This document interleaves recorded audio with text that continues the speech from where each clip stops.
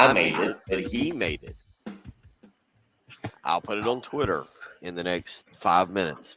But our buddy Shannon, the ring hat guy, I don't know what his partner's name in crime is because he's dressed up like a wrestling villain. I can actually see Nacho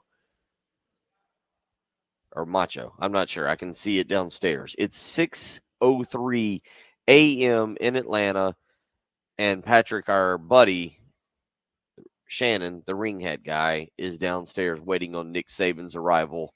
I will put it on. I will put the pictures on Twitter. Got the blazer. The blazer, the hat, and yeah.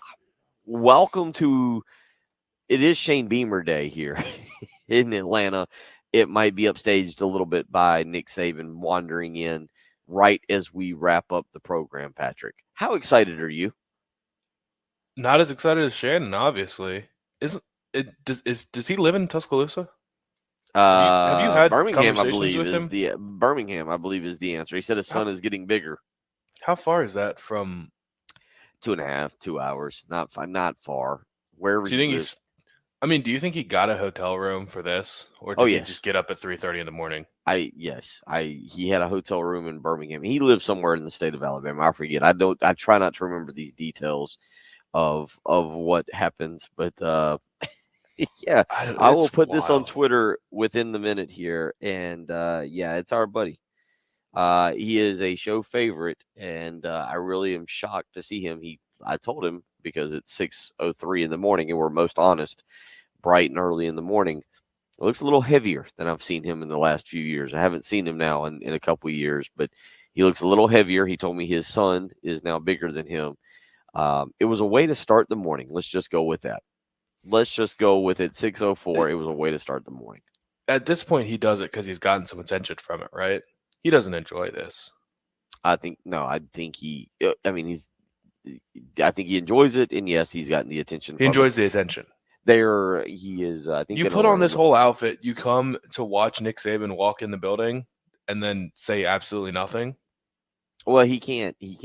Yeah, good point on that because you're right. Well, where they are standing, maybe you can hear Nick Saban. I've never stood where they're standing, which is at the entrance of. Even if you can hear him, what's Nick Saban going to say that's going to be new? And you could watch it. You could watch the press conference.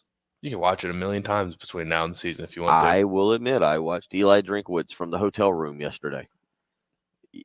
I did a workout. They have a sauna here, kind of like a manual sauna that I can kind of control the heat. I had to learn. It was a little bit of a learning process, and I did a workout because I was offsetting that barbecue from the other night, and I got back up to the room and I watched on the television from roughly about maybe 1,000 yards away, or maybe a few more, 1,200.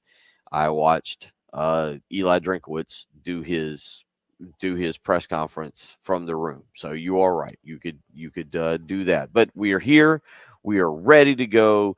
It is going to be a interesting, wild day here, Patrick. Yesterday, all right, you give me yours. We haven't talked yet this morning. Give me your takeaway from Greg Sankey, from Brian Kelly, from Lane Kiffin, from Eli Drinkwitz. Brian Kelly is getting more comfortable, I guess. At least was willing to admit his mistakes. Lane Kiffin is Lane Kiffin, signing mustard bottles, golf balls, being himself. Greg Sankey gave us nothing. I mean, yeah, I was pretty disappointed by Greg Sankey's press conference. I took nothing of value out of that other than anything that we already knew. Nothing about scheduling. Just brought up the obvious problems that come with scheduling, like figuring out tiebreakers, just stupid little details that could be figured out in 15 minutes with a bunch of smart people that know what they're talking about. So I don't really see any of the problem with any of his issues. In regards to Texas and Oklahoma coming early, he didn't even say that they have a contingency plan if they are able to buy themselves out of the Big 12. He just said we're prepared for them to show up on July 1st, 2025. Which was disappointing. I wish somebody would have asked the question like, okay, but if they individually buy themselves out of the Big 12 creative rights deal, will you be ready for them in 2023 or 2024? So just a huge bust. Obviously, we need to fix NIL and everything that's going on there. Talked a lot about that. But overall, I took nothing out of yesterday. Were you shocked? Were you shocked that we really got next to nothing from Greg Sankey? Because I wasn't. We sat here and we talked and you hoped, and I went and got a breakfast after our show, and Jay Phillips and I we talked, and you hoped. But were you really shocked at the end of the day that Greg Sankey said next to nothing or nothing as it pertains to any of the massive topics that we brought up yesterday? No. I didn't expect any clarity. I just he We were wasn't. I don't. hoping we laughed that we hoped that he would drop some big truth bomb on us and that he would come out and say something. But I mean, again, you're right. And we'll play some audio from Greg Sankey this morning. There were some little things that I thought that I want to get into with you in the next segment as it pertains to Greg Sankey. I want to go back to what you said. Um, Brian Kelly's entertaining. Like, he's got a very good personality, and Brian Kelly is going to fit in here at SEC Media Day really well over however long he's at Louisiana State. He is a very entertaining personality, kind of on the down low, a person who I wouldn't mind hanging out with because I think he's got a fun, energetic personality, and I think he's got a chance being at LSU, Patrick, to recruit really well, to find his players, and to win a national championship in the next 5 years. Yeah, I mean, it's kind of a weird fit still. I don't know that he and LSU were like the match made in heaven, but it still works because he's still a good football coach. He's self-deprecating, which will help him in this conference and in the sort of media world when he's getting made fun of all the time. You got to be able to admit that, and he's embraced LSU maybe a little bit too much at the beginning, or didn't know how to properly embrace them, but I think he's for sure going to win there. I mean, I'd just be shocked if he didn't. Everybody wins at LSU, and Brian Kelly has had the most success of any of the coaches they've hired. I mean, he's got far more success than Ed Orgeron ever did as a head coach before he was hired. I'm not super familiar with what Les Miles did before he got to LSU, but Brian Kelly's been in multiple college football playoffs. He's recruited at a high level. He had the number one recruiting class in the country at Notre Dame before he left. I think Marcus Freeman's only added on to that, but still, he's a good football coach, and they're going to be successful. 803-404-6100. That's how you can be a part of the program this morning, or you can just show up in Atlanta. Either one. Totally optional to you.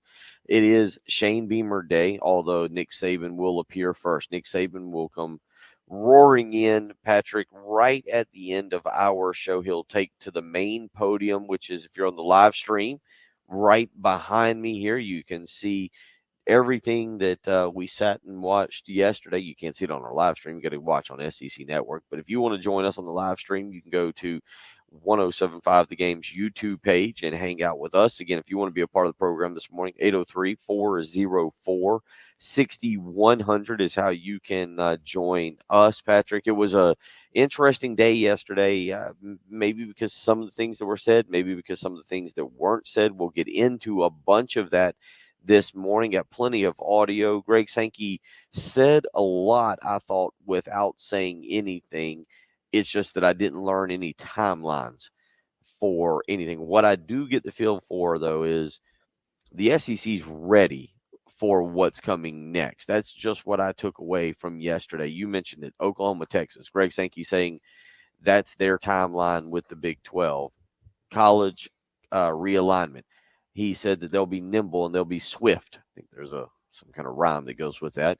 But that the SEC will be ready, but they're not actively pursuing that. Essentially, it came to scheduling. They are still taking everything into account. Greg Sankey yesterday, to me, was the leader of a mega conference, of a super conference that knows what he has planned next, but was not sharing it with us. Are you on board with that?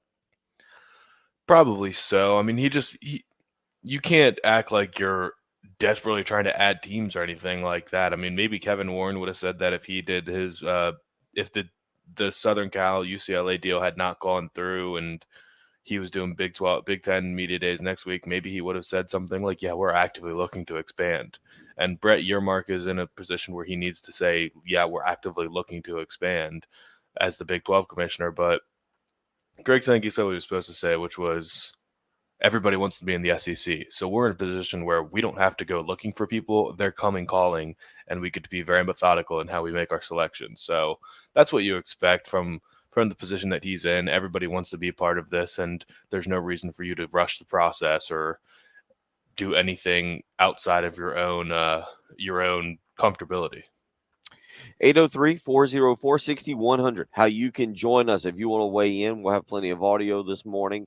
We may have some guests stop by as we roll through the morning. Again, we won't be able to get them on because security up here tight. You got to have a lanyard and a badge, as I show you on the live stream, to hop upstairs and join in. Last night they had a little bit of a gathering. It was kind of fun to talk to some of the media members and hang out with everybody, and that's exactly what we did. And this morning, again, it's Alabama Day, where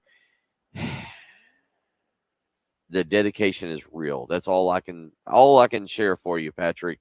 The dedication is real. I mean, Patrick, have you ever loved anything in your life as much as these two guys who are downstairs at 6? Well, I mean, they were down when I walked in at 5:50 a.m. when I was able to get in the door. I struggled to get in the door. They were already in here. Clearly, I was doing things incorrectly. Have you ever loved anything in your life the way that Shannon and other buddy are loving Alabama football? I don't even know if it's just that SEC. They love SEC media days. I've never loved anything as much as they love SEC media days. And I asked yesterday.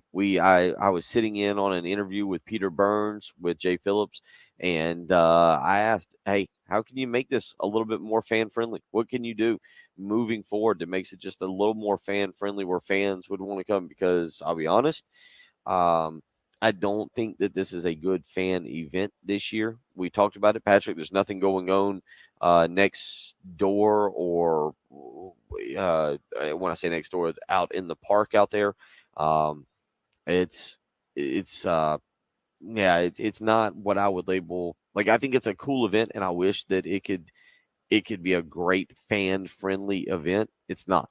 It's just, like you just pointed out, you stand out in the lobby of the College Football Hall of Fame, and you kind of see your coach for about a minute, and that's about it. Yeah, you see him walk by, and that's all that matters for Nick Saban. That's enough for some people. Literally, just seeing him in person. We'll talk about that. Anthony, RL, Dexter, David, DC, up and at it with us on the live stream this morning. Two Anthony's, actually. If you want to be a part of it, go to youtube.com, search 1075 The Game, click join, subscribe. If you want to be a part of the program, you can go to the 803-404-6100 text message. Jonathan weighing in, asking how many other shows are on air from Atlanta right now. Patrick, I think this morning, you know what, we're the only ones who got up and did a second show. I don't understand that.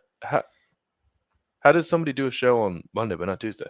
Well, there's at this point in time in the morning, I'm not real sure, because the people, the 680, the fan people, I didn't see them. I'll walk around the corner here during the break, but I did not see them. And thoughts and prayers with our buddy Jim in Carolina Beach, who is recovering from back surgery. He is up and moving around. He texted us this morning at 5 a.m. He is a Clemson Tiger, but we appreciate him being a part of the program each and every morning. Send us a picture of him and the nice nightie that you get when you go to the hospital. And what is that, Patrick? The hair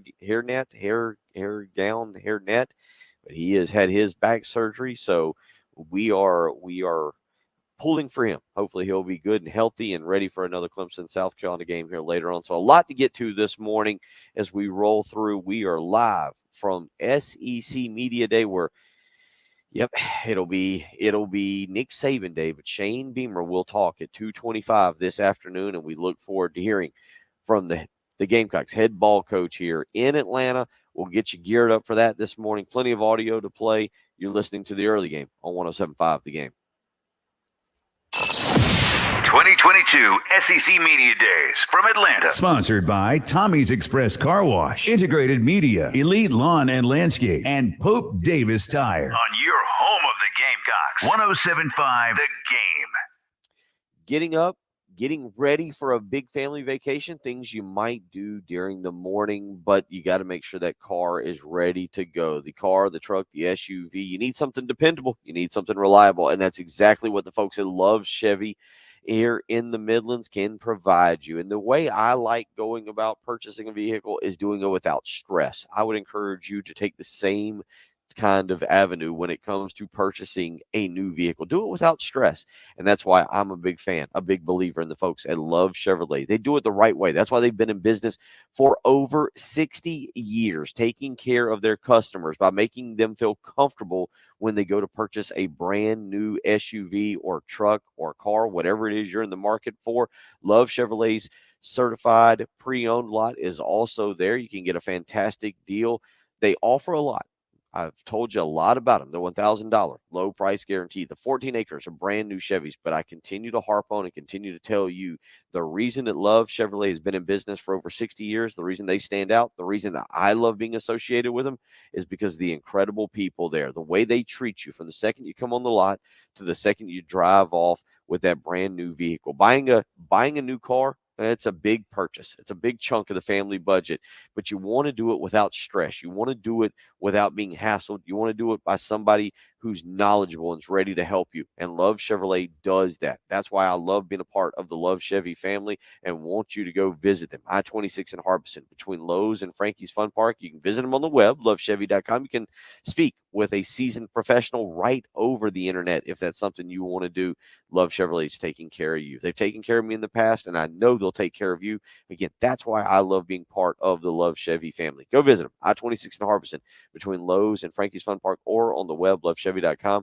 Get out to Love Chevrolet and find new roads.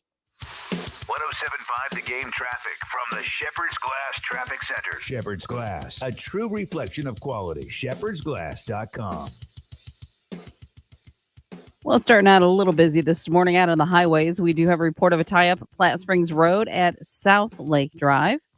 Also have a report of a disabled vehicle that could be slowing things down a little bit, and that's I-26 westbound at Lake Murray Boulevard. Your forecast for today is going to be partly cloudy, a little hotter and humid, chance for some Say that again, Jim. I hope you're feeling better there. Hope the back's doing well. Hope you're slowly getting back to being up and moving. Anthony, Dexter, another Anthony, RL, David. Hope y'all are all doing well this morning. Everybody's up and moving around. DC. All right, Patrick, I'm going to try and run downstairs and get some water or something just to drink here real quick. I'll be right back. Be prepared to just start the segment, all right? Be right back.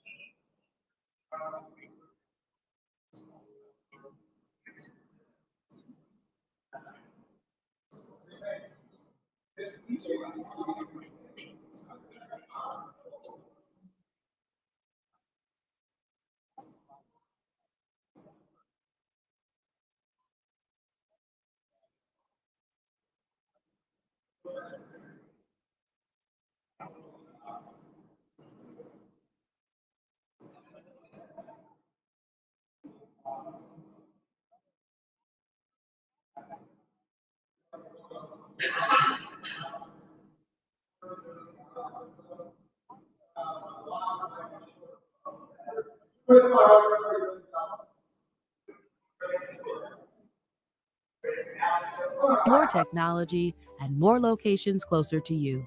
We're doing even more to help you be your healthiest you. Prisma Health, the orthopedic experts. You do not want to miss this. Zerust Carpet and Air Duct Cleaning's huge summer sale is going on now. 15% off all cleaning services, carpet, rugs, upholstery, tile, and even air ducts, all 15% off. Use promo code Summer Sale at ZerustColumbia.com. Zerust is the right way to clean. I'm here with Jacob Crowder, known to our listeners as the mortgage guru. We're all hearing about mortgage rates right now. Jacob, what's the market telling you? Now more than ever, it's important to know your mortgage banker. When working in a volatile market, it's important to be well informed and have the ability to move quickly. Working with a local bank gives you access to bank products and superior service. Here at First Palmetto, we have your best interest at heart and have the ability to get the job done. Call me today, 803-719-1005, or email me at jcrowder@firstpalmetto.com. It's good stuff, Jacob. Tell me more. We are still seeing a competitive purchase market. Having a strong pre-qualification from a local bank goes a long way with a tight market. With housing supplies still being minimal, we're doing a lot of construction loans. If you're looking to buy land and build on it, or if you're looking to build on land you already have, we're a great resource for construction loans. Call us today to discuss how we can help you. 803-719-1005 or email at jcrowder@firstpalmetto.com. In times like these, you need an expert. Call the mortgage guru, Jacob Crowder, 803-719-1005. First Palmetto Bank is an equal housing lender, a member of FDIC, and all loans are subject to approval. My NMLS number is 198432. Broadcasting live from the Herndon Chevrolet Studios. This is 1075 The Game. Stop by or shop online today and see why Herndon Chevrolet makes you smile. 2022 SEC Media Days from Atlanta. Sponsored by Tommy's Express Car Wash, Integrated Media, Elite Lawn and Landscape, and Pope Davis Tire. On your home of the Gamecocks, 1075 The Game.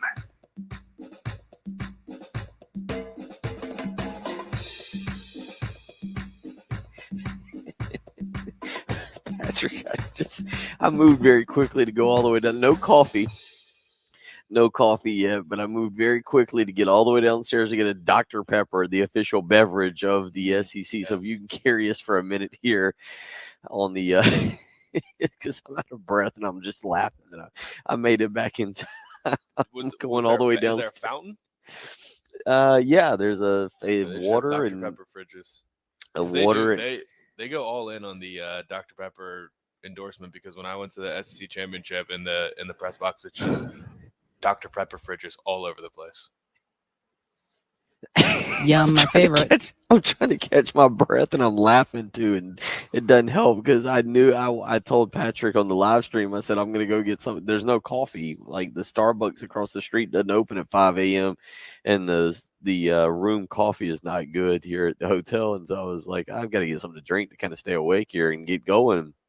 And so I moved very quickly, and I'm worn out. But welcome in. It's the early game, 6:25 on a Tuesday morning. Alabama's Nick Saban will take to the podium. You can go to our live stream. You can't really watch Nick Saban on our live stream. I would encourage you to go to the SEC Network. But Patrick, he'll get going at about 9:05 this morning, and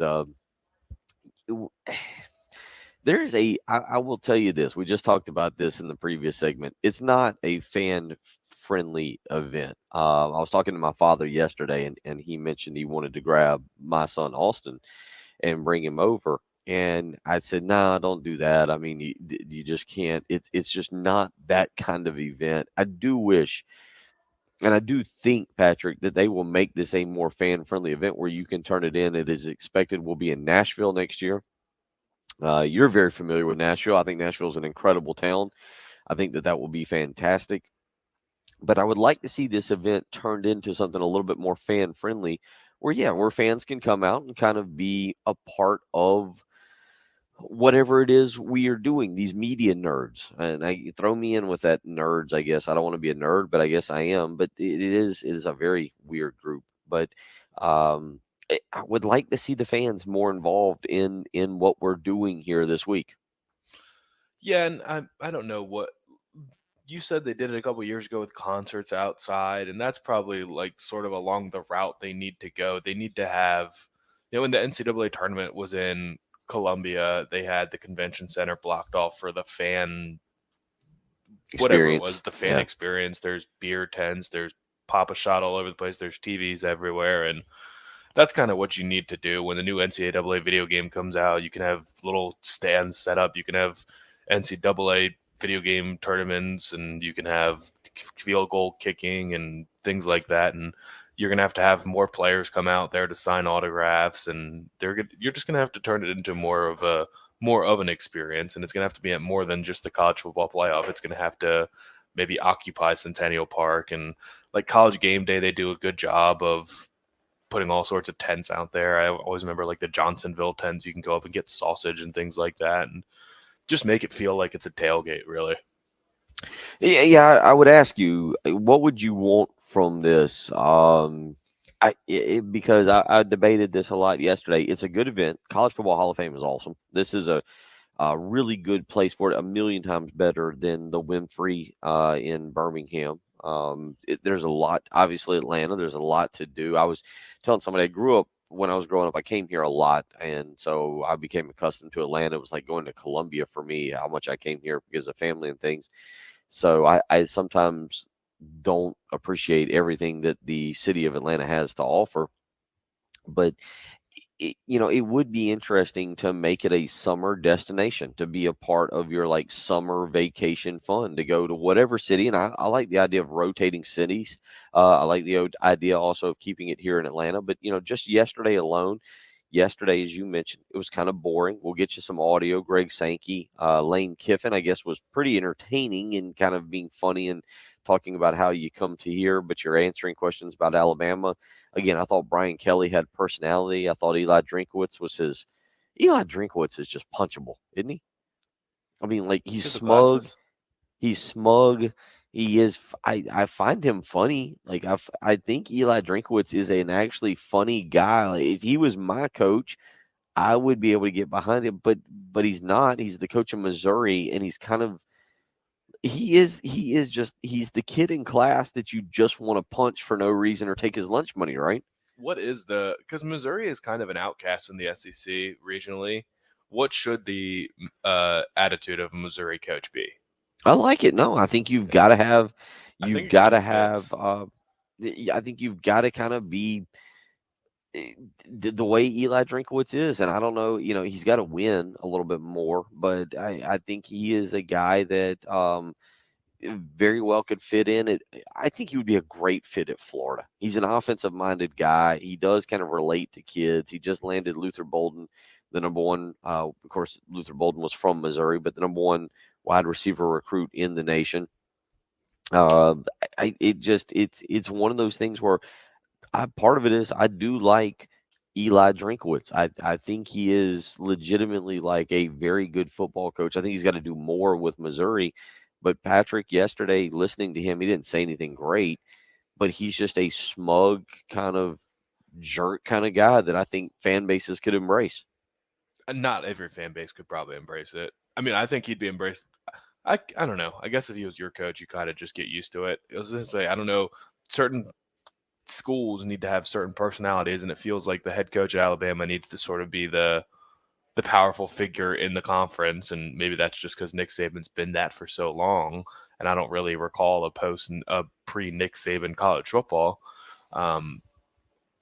LSU's coach has to be a little bit goofy, and I think Brian Kelly fits that mold. Or it can be just full on. Ed Orgeron is full on Cajun and like an absolute picture of what LSU would want their head coach to be. But I just don't. It is kind of weird. He is just kind of like a little dork that just kind of jabs you, and you're not really threatened by him, but you're also like, where do you get the audacity? But it's funny. I think everyone sort of enjoys it, even though you might not actually like him. And I've gotten a comment. Greg is not a fan. Yeah, and then there's people that feel that way about Eli Drinkwitz. Yesterday was I didn't learn You got to get anything headlines though. Nobody's going to talk about Missouri on their own accord. Yeah, I didn't. You're right, and I didn't take anything away from yesterday in terms of speaking. But we'll let you listen to a little bit. Greg Sankey yesterday, if you hadn't heard it, what he thought about Southern Cal. He did. I will say this: Greg Sankey was arrogant yesterday. Do you agree with me with that? About what? I mean, yeah. Saying, We'll talk about that. Greg Sankey, I thought was very arrogant. I'll get you some audio from him yesterday. And look, I had no problem with the arrogance. I'm not accusing him of bad arrogance, but we'll talk about that when we come back. And what Greg Sankey said, we'll let you listen to a couple audio clips of him. Jen's working hard behind the scenes. Always appreciate what she does. I'm live from Atlanta. Patrick's here hanging out, and our buddy Shannon Ring Hat guy is down. I think it's Shannon. I think I keep calling him Shannon. He's just responding. You think I could call him pretty much any name, Jen, right? Jen, I could call him Mike or Tom, and he would respond, right? Like our Ring Hat buddy. Oh, I would think so. Yeah, he's just happy to be somewhere this morning. He's And downstairs. to be seen. They're downstairs. You can go to my Twitter page at Will WIL Gunter GUNTER, and you can check out our buddies that have arrived here. He said he got here at 5:30. We'll continue talking about that. You're listening to the early game on 107.5 The Game. 2022 SEC Media Days from Atlanta. Sponsored by Tommy's Express Car Wash, Integrated Media, Elite Lawn and Landscape, and Pope Davis Tire. On your home of the Gamecocks, 107.5 The Game. and time to tell you about our friends at Canty Foundation Specialists, longtime friends of the program and of Gamecock football. They are the foundation experts. So if you have any signs of foundation problems, you're going to want to give them a call. 803-424-8380 is their number. And what you can be looking for as you examine your home, look for cracks in your exterior brick, cracks in your walls or above your windows or door frames, cracks over your garage door could all be signs of foundation problems, as well as doors or windows that stick or uneven or bouncy floors. These can all be signs of foundation issues, and you're going to want to give Canty a call, 803-424-8380. You can find them in North Carolina, South Carolina, and Georgia. They're in Columbia, in Greenville, in Augusta, Charlotte, and Charleston. So wherever you are, they can help you out. They're also the crawl space repair experts. And I know during times like these, when it's been raining a lot, you might have standing water in your crawl space. And if that's the case, you definitely need to give Canty a call, because that can create high humidity and condensation in the crawl space and an environment for mold, mildew, and pests, including termites. The moisture that builds up can lead to wood rot and floor joist problems, and the musty smells or awful odors from that mold and mildew can cause health issues like runny nose, itchy eyes, or coughs. 50% of the air you breathe in your home comes from your crawl space, so you need to make sure it's taken care of, and you need to call Canty Foundation Specialist, 803-424-8380, and they can also do anything else involving the foundation of your home. They can do concrete leveling, concrete repair, basement waterproofing, any commercial services you might need. They are the foundation specialist for a reason, and you need to give them a call or visit them on the web. 803-424-8380 is that number, or find them online at cantycanfixit.com. 107.5 The Game traffic from the Shepherd's Glass Traffic Center. Shepherd's Glass, a true reflection of quality. shepherdsglass.com. And a report of an accident, Platte Springs Road at South Lake Drive, as we mentioned earlier, causing just a bit of a slowdown there. And that disabled vehicle, I-26 westbound at Lake Murray Boulevard. And your forecast for today, looking for hot and humid conditions. Actually, we're going to see that today and tomorrow for sure. Both days, we could expect a scattered shower or thunderstorm. A high today, 92 with a heat index of 101.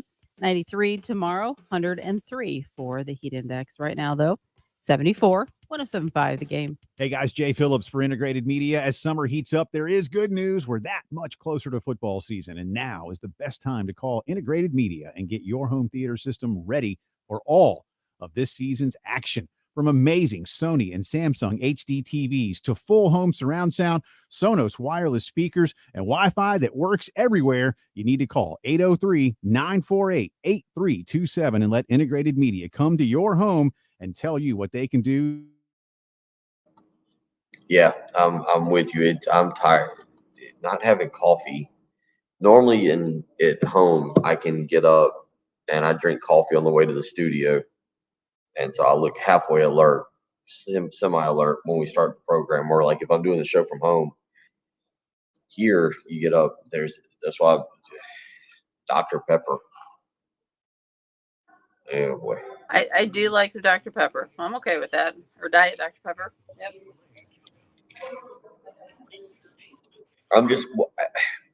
I'm guessing it's a getting older thing.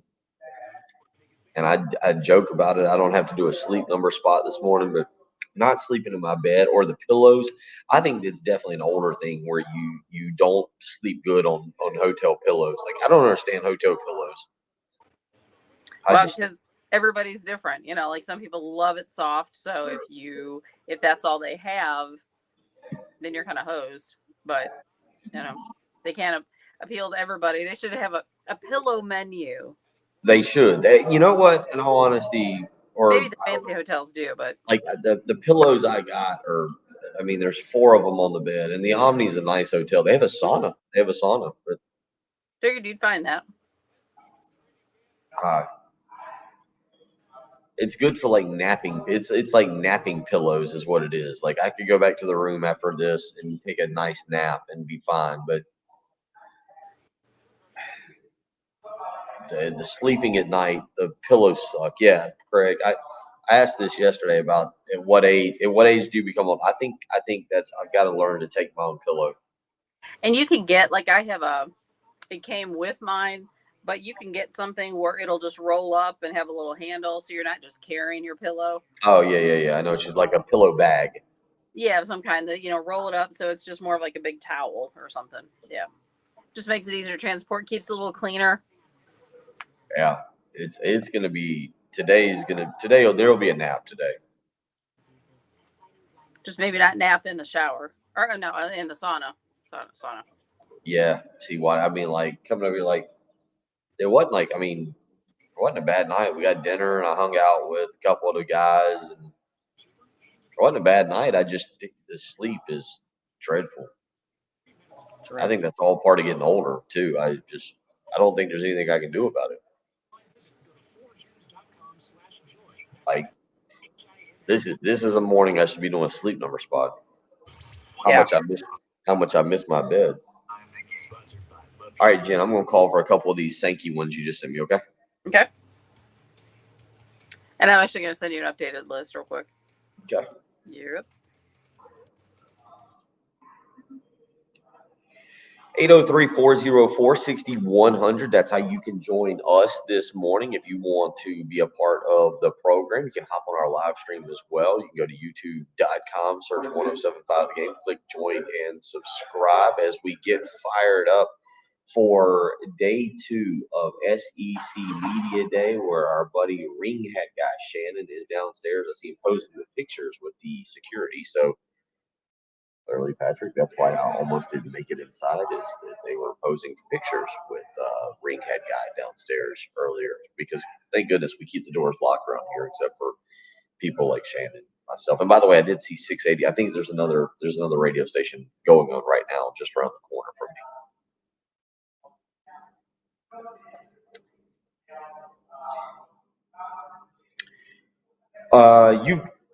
You've been here, right?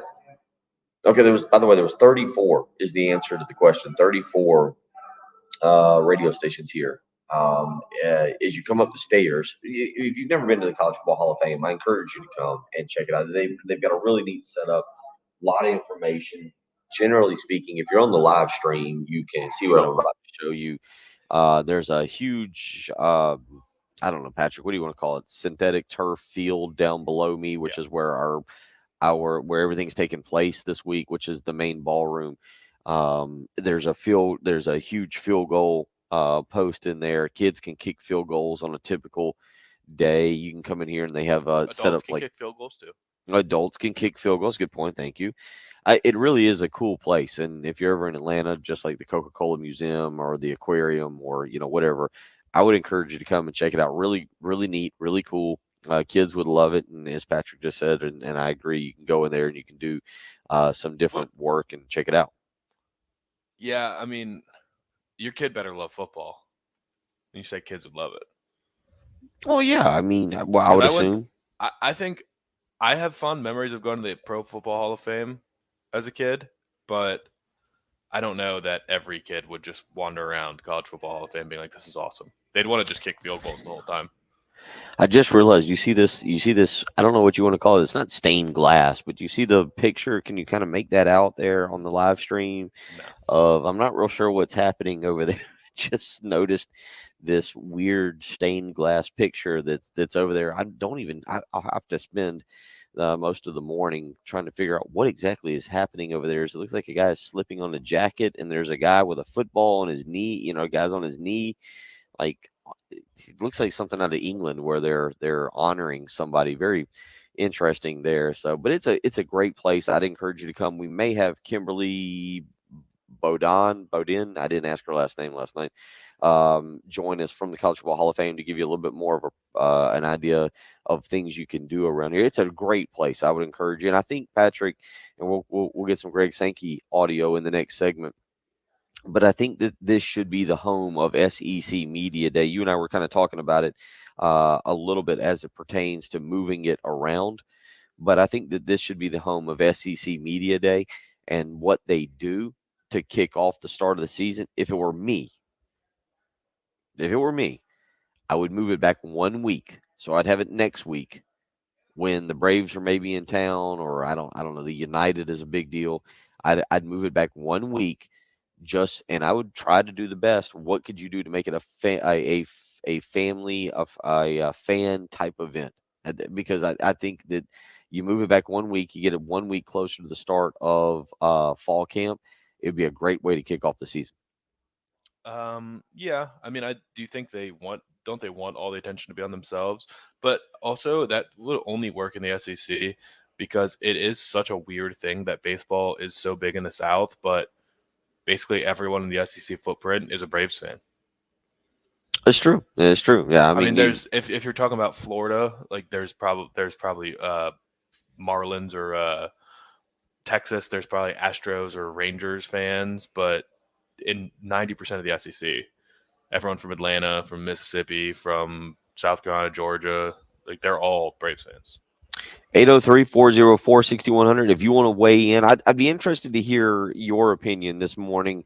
If you'd want the SEC Media Day, would you consider it a fan-friendly event, or what you would want involved with it? A concert? Patrick, you know how fans are. They're loud. They're obnoxious. There's two of them I think downstairs. They should do a 16-year tour of all the stadiums. Or you could do, yeah, okay, all right. We'll get into some of that. We'll get into some of that. We'll get you some Greg Sankey. Get you some Greg Sankey audio as well. A lot going on this morning. Bill Gunner, Patrick Perret, Jen Jensen. We're live from SEC Media Day here in Atlanta. Day 2. Shane Beamer will speak today, and we'll get into a little bit of that in hour number 2. Again, you're listening to the early game on 107.5 The Game. 2022 SEC Media Days from Atlanta. Sponsored by Tommy's Express Car Wash, Integrated Media, Elite Lawn and Landscape, and Pope Davis Tire. On your home of the Gamecocks, 107.5 The Game. Tell you what, up here, carpets look great. Looking at them.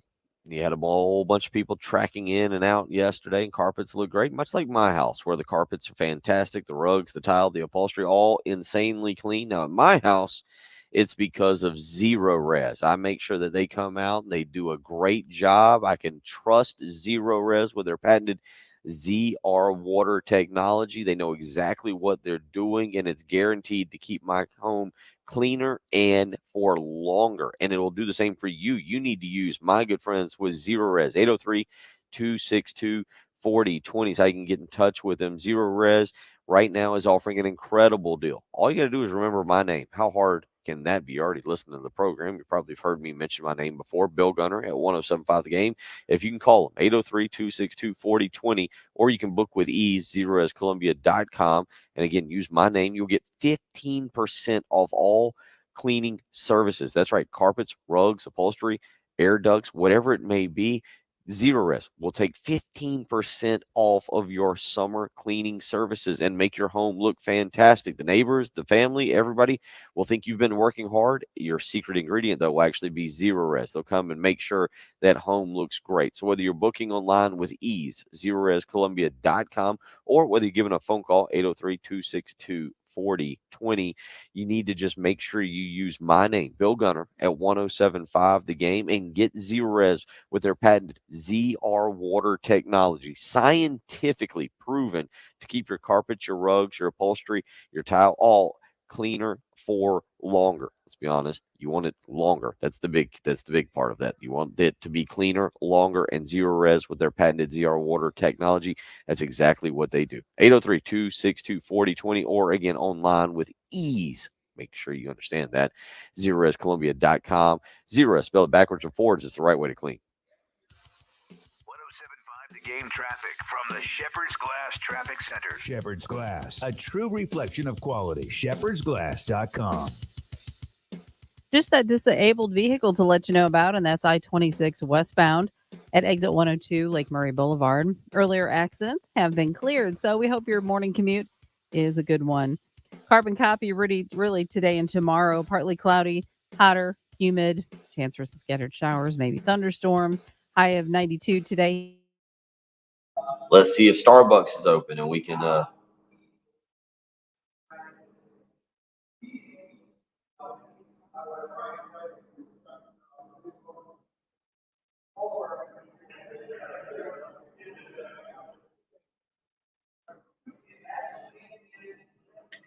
right, Jen. Let's see if we can make this easy. Does anybody on the live stream want a family 4-pack of tickets to the Fireflies versus the Augusta Green Jackets? Is it Friday night, Jen? Is that right? All right. If you call Jen right now, a special live stream giveaway. If you call Jen right now, 803-404-6100.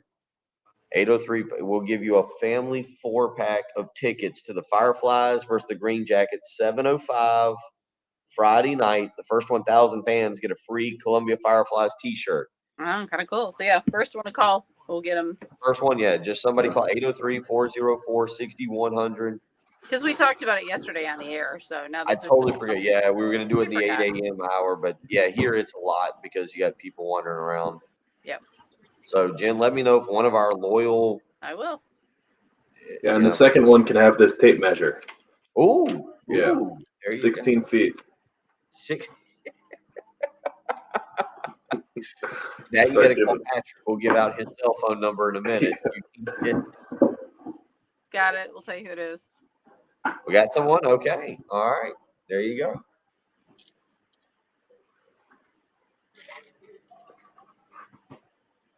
Oh, I know what we were going to do. I was going to look and see if Starbucks was open yet. With the app.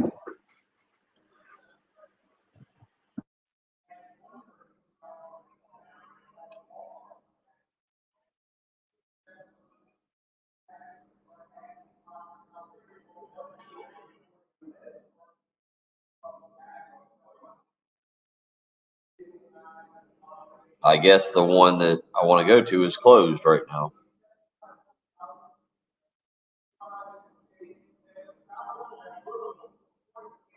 Wow, yeah.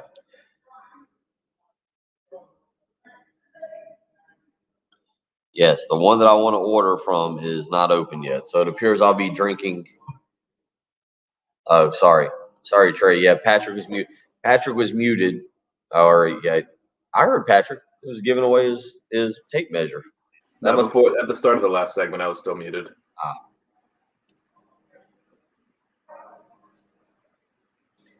Got a winner, Jen?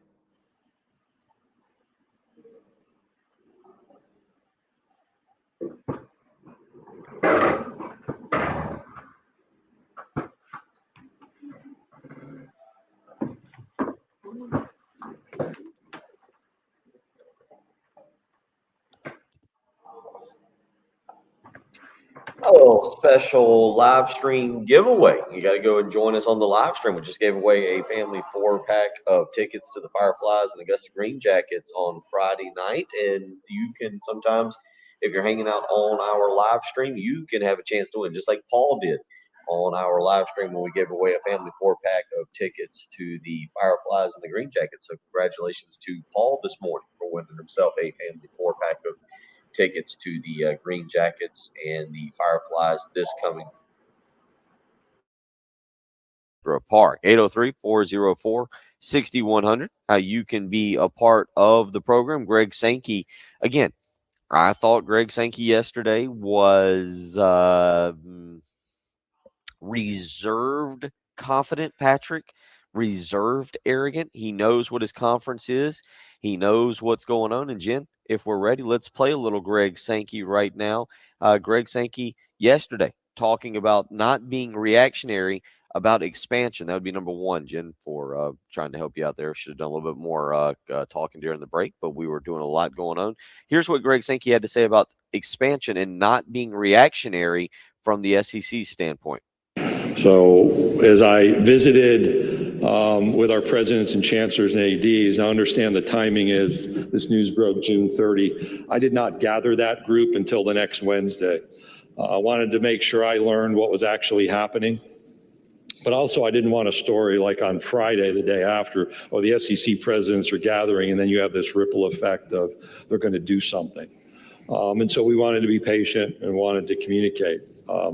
Again, we're comfortable at 16. There's no sense of urgency, no sense of panic. We're not just shooting for a number of affiliations that make us better. Could they be out there? I would never say they're not. I would never say that we will. We're going to be evaluating the landscape. I'm not going to speculate. And I actually am watching a lot of this activity operating around us, more so than impacting us directly. Patrick, thoughts on that? Basically, watching what's happening around them, but not being very reactionary. Did you believe him that he had no idea that the UCLA and Southern Cal thing was happening? Yes. Okay. There's a quote before that, not this isn't on Jen, but there's a quote before that where he talks about he had heard rumblings 18 months prior. Right. Just about things going on, but I do believe him. I've talked to enough people, and he said it enough that yes, the general feeling is that nobody knew this was coming from them. Nobody knew that this was going to happen, and it did catch some people off guard. Yeah, well, I think all of Greg Sankey's comments were exactly what you would want and expect to hear from the man who is essentially the most powerful man in college football right now. And there's, I guess, an arms race between the Big Ten and SEC right now, and maybe Big Ten country feels like they have the premier conference in college football right now. But Greg Sankey, as he always does, starts his comments by just reading the numbers. And 3 straight years of SEC champions, 3 different SEC champion or national champions from the SEC. And they've done it before. They did it from 27 to 2010 with 4 different teams. So they know how dominant this conference is, and that's just kind of how he was operating. Like, we're in a position of power. We'll pay attention to what everybody else is doing, but by no means is anything that the Big Ten does going to influence anything that the SEC does, because it doesn't need to. We're fine where we are. They can add 4 more teams. They can get to 20, and we'll still probably win the national championship. There's really not a need for the SEC to expand. It just, in talking with people here yesterday, I do believe North Carolina continue. We'll play more audio throughout the morning, some from Peter Burns and our interview. Tony Barnhart was on yesterday with Jay Phillips as well. We'll get you some Lane Kiffin and some Brian Kelly as well in the next hour and kind of really dig into some of this audio. But the SEC, the more I talk to people here, the less I really think, Patrick, that Clemson, Florida State in particular have a chance of joining this conference. I think the ACC, I know I just mentioned North Carolina, but I think the ACC is pretty stable, but North Carolina is the one that could shake things up. North Carolina is in control of what's happening there with the ACC if they want to get out, because the Big Ten's not in the conference in the state of North Carolina. The SEC's not there. I know people talk about Virginia as well, but Virginia doesn't have the cachet or the pool of North Carolina. Patrick, I feel after yesterday, talking with people listening to Sankey, and we'll get more audio. Yeah, we're not getting any expansion anytime soon. No, probably not. All right, question for later. Will North Carolina feel the need to tag Duke along like Southern Cal tags UCLA along? I'm curious about that. We'll ask that. We'll ask that. We'll get into some audio. It's the early game on 107.5 The Game.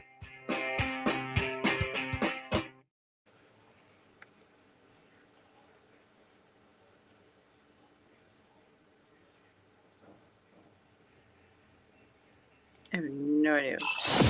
2022 SEC Media Days from Atlanta. Sponsored by Tommy's Express. All right. Integrated 1 hour down. Woo! No. A little less chaotic this morning, which is nice. Boom.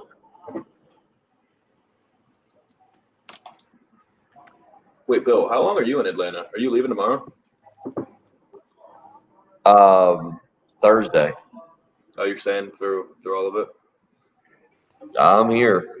Yeah, we're here. Today will be a day where I'll hang around for. I might come back. What time does Mike leave? Let me look. Today, or was he today? Mike No, leaves at today. 1. He's a 1. 1. Yep. Oh, see, then that's a massive break. Yeah, you figured if Saban's at 9 and Leach is at 1.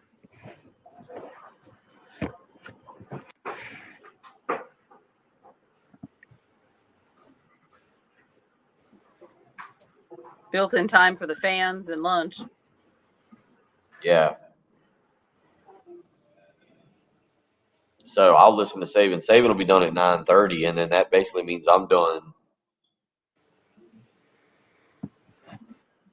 Till like 12:30. What is Robin? What is the ship? The ship in the gym on the ship. The ship is Yeah, they have great. a cruise. Oh, on the ship. Oh, yeah. She was going on a cruise. Yeah. In the gym on the ship. Boy, Robin, you were a trooper. Hold on, I apologize. I'm going back to my. Asking him to multitask in his thoughts. Yeah. Well, and again, lack of coffee. This is not a healthy. I did drink a lot of water yesterday.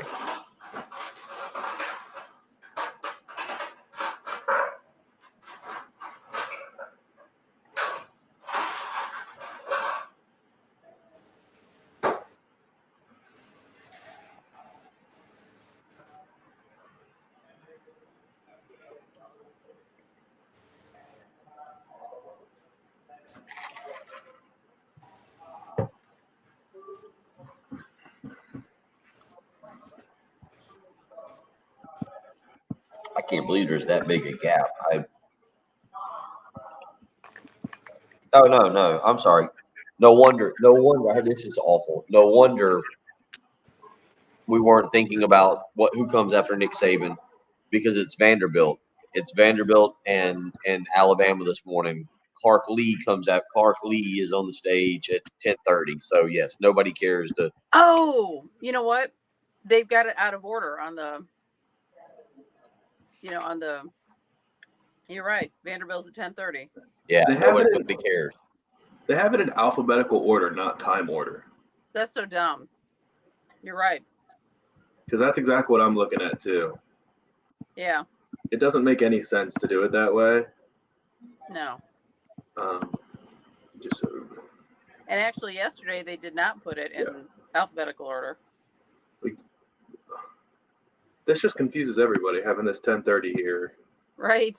And they do it tomorrow too. 9:05, 10:30, breaking it up with the 1. Oh, I see what you're looking. Yeah. But like I said yesterday, it was not. They didn't do that yesterday, yeah. Weird. M's before O. Who did this? Barrett Silly, buddy. We're in the intro. About ready to get it. All right, you're up.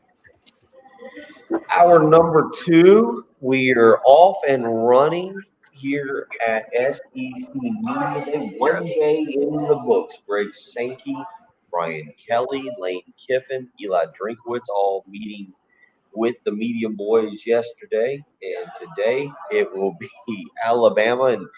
And it just goes to show you the importance off air on the live stream. We were just talking about it, Jen and Patrick, and I said, because I'm a little tired, sleeping in the bed here, missed my sleep over bed. Didn't get the best night of sleep, drinking Dr. Pepper now until the Starbucks across the street opens up.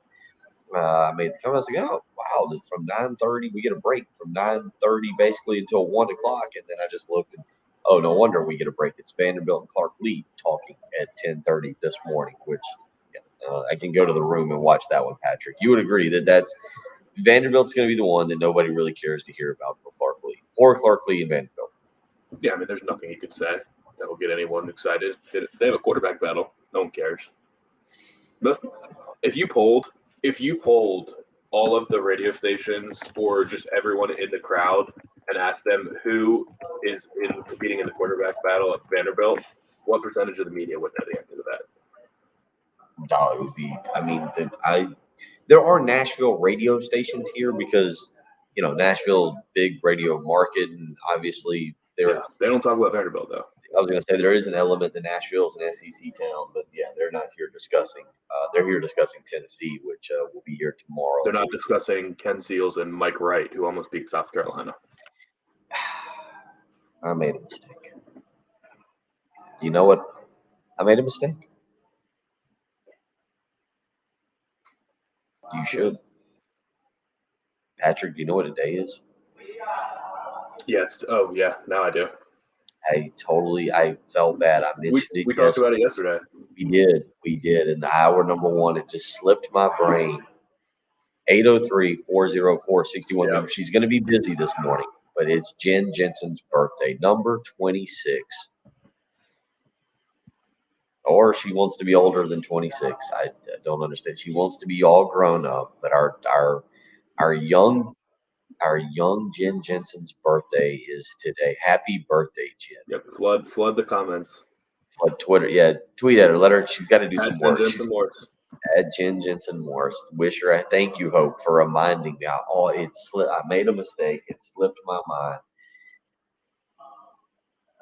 That's your birthday? Yeah, you gotta admit it sometimes. Oh, happy birthday, Jen, on a Tuesday morning. Number. You want to go with 29? Sure, we'll go with that. Okay. Yeah. Jen, we'll go with whose that. sultry voice. You what? Huh? Next year's the big one. Next year's the big Yeah, one. right. Yeah. Jen's voice has tantalized guys for years here on 107.5 The Game, and it is her birthday today. You can tweet at her at Jen Jensen Morse, Morse, and wish her a happy birthday if you want to. I'm glad. Thank you, Hope, for texting in on our live stream and reminding me of that. That was a massive mistake, massive failure on my part. Greg Sankey speaking yesterday. Let's let you hear a little bit of what he had to say yesterday, Jen. Let's let him. Greg Sankey talked about several different topics. One of them that was pretty interesting in terms of scheduling was number 5, Jen, Oklahoma and Texas being involved in schedule talks. Oklahoma and Texas. Here's what Greg Sankey had to say. Last one, we invited both the athletics directors and the presidents and chancellors into our conference call a week and a half ago, because this is a long-term issue that has impacts beyond just the here and now, so that they could hear my analysis and ask any questions of us and hear questions asked by our other campus leaders. When we moved into August last year, we had an athletics directors meeting that happens each August. We actually invited both to attend so that we could set this by video, so Zoom, since we're really good at Zooming now, so they could hear the introduction of how we're going to consider information around scheduling. And when we've had important updates or important conversations, they've been a part of that. We did not invite either university to Destin this year. It just becomes its own story and distraction. And you may recall we had enough storylines heading into Destin already. So we provided actually updates to them through the week, and they've been great emerging partners in this process, talking about their interest and priorities, just as our other 14 do. Patrick, you hear that from Greg Sankey, and that kind of when he says that they've been involved, and apparently they've been more involved than I've realized in terms of planning the future of the conference. And that's something that lets me know, or it makes me feel like scheduling, even conference realignment, despite the fact that Greg Sankey really didn't get into it yesterday, it makes me feel that things are further down the line than what is being talked about publicly. Yeah, and that's why I was bummed when he made his comment about, well, we're planning for them to be there on July 1st, 2025. I mean, that's a long way away. Southern Cal and UCLA will be playing football in the Big Ten before then. So it feels like the way we're operating, that move is right around the corner. But in reality, that's just not the case. And I don't think everyone realizes how far away we are from that date. So what?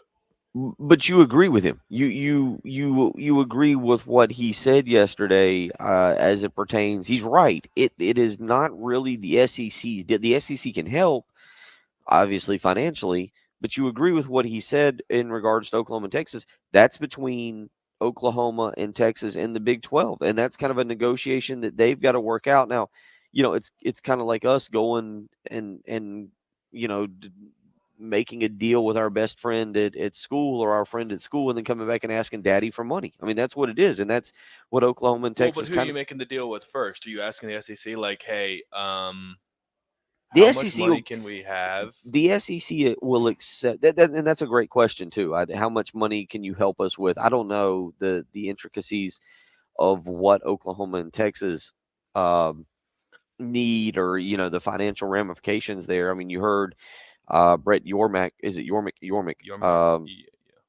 Brent Yormack saying last week, "Hey, we're open to them leaving earlier if it's right for us." Also, by the way, just me personally,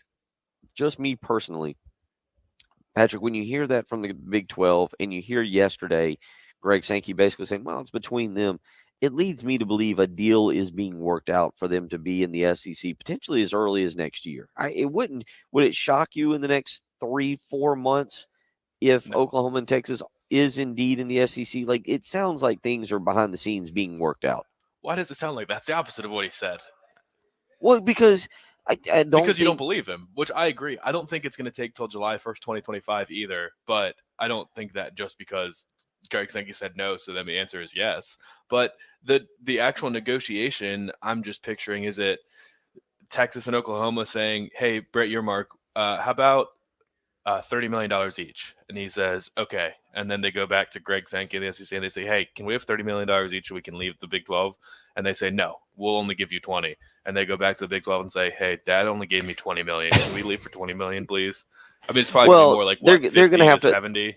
They're going to have to front. Oklahoma and Texas are going to have to front some of the money. They're going to have to come out of pocket on. Maryland still owes the Big 10 money. Do you mean the ACC? Or, no, the Big 10.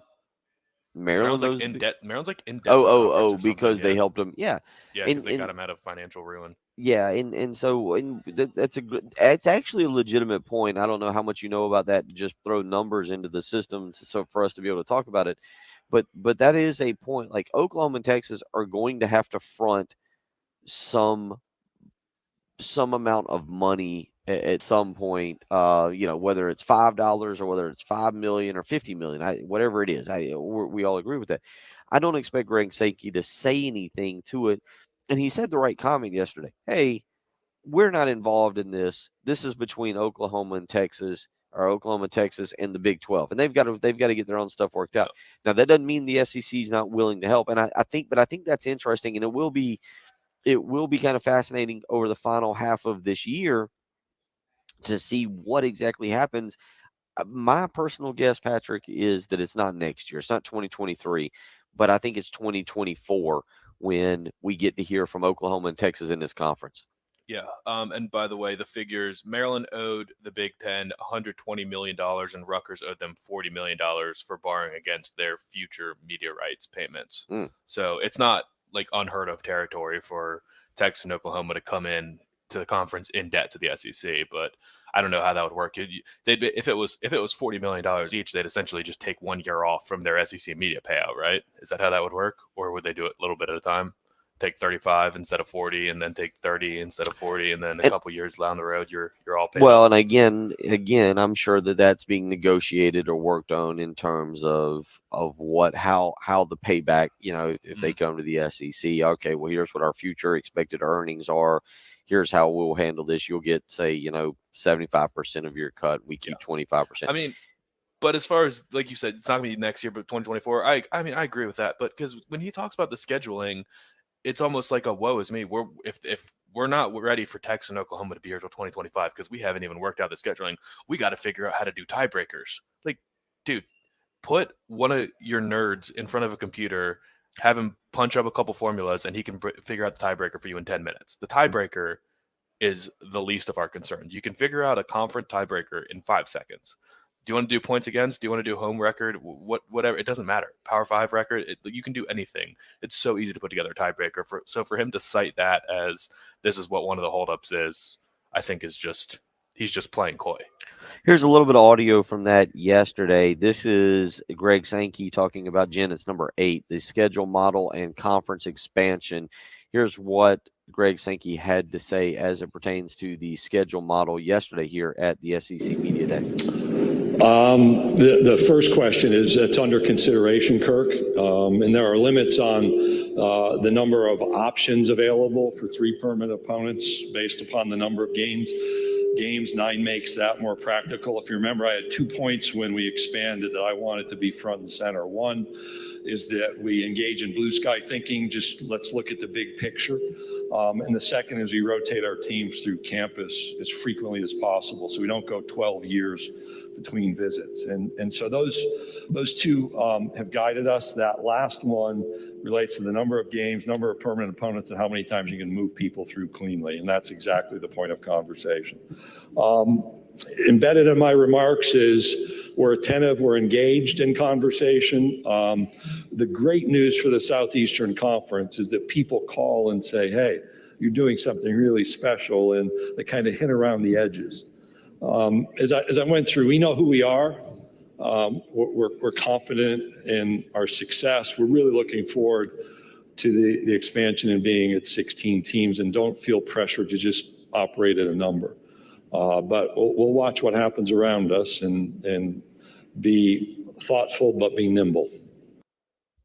That's Greg Sankey yesterday talking about conference expansion. Now, yesterday afternoon, yesterday afternoon, Peter Burns joined myself and Jay Phillips, and he talked about it a little bit as well. We'll let you listen to what he said in regards to schedule and expansion when we return.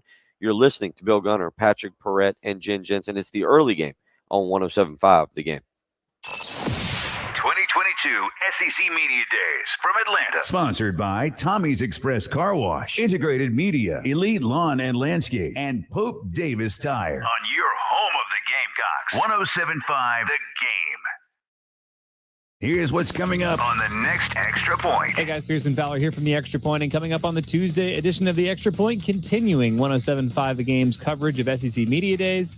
And for the first time in forever, South Carolina is not on the last day of SEC Media Days. We will hear from Shane Beamer today. We'll have discussion questions for Alabama, for Vanderbilt, for South Carolina. We'll dig into all the meaty stories of SEC Media Days from yesterday afternoon and today. Don't miss it. The Extra Point starts at 9 o'clock. The Extra Point. With Pearson, Preston, and Gamecock Central. 9 a.m. to noon. On your home of the Gamecocks. 107.5 The Game. 107.5 The Game traffic from the Shepherd's Glass Traffic Center. Shepherd's Glass, a true reflection of quality. shepherdsglass.com. Pretty good Tuesday out on the highways this morning. Just a disabled vehicle, I-26 westbound at Lake Murray Boulevard. Really about the only thing that may be slowing you down at this point. And heat and humidity for the next few days. A heat index of 101 today, 103 tomorrow, 105 on Thursday. You get the drill, and those chances for afternoon and evening showers and thunderstorms are possible each day. Right now, though, it's 75 at 107.5 The Game. This is Boomer Esiason with the CBS Sports Minute, sponsored by AutoZone. Get in the zone, AutoZone. Washington's Juan Soto won last night's home run derby at Dodger Stadium. Meantime, Major League Baseball has quietly started Patrick, I doubt we'll mention it on air, but did you watch much of the home run derby last night? I watched 0 of it because I don't want to see Juan Soto right now. It was the exact same thing that happened with Bryce Harper before he left, won the home run derby, and then left us the next offseason.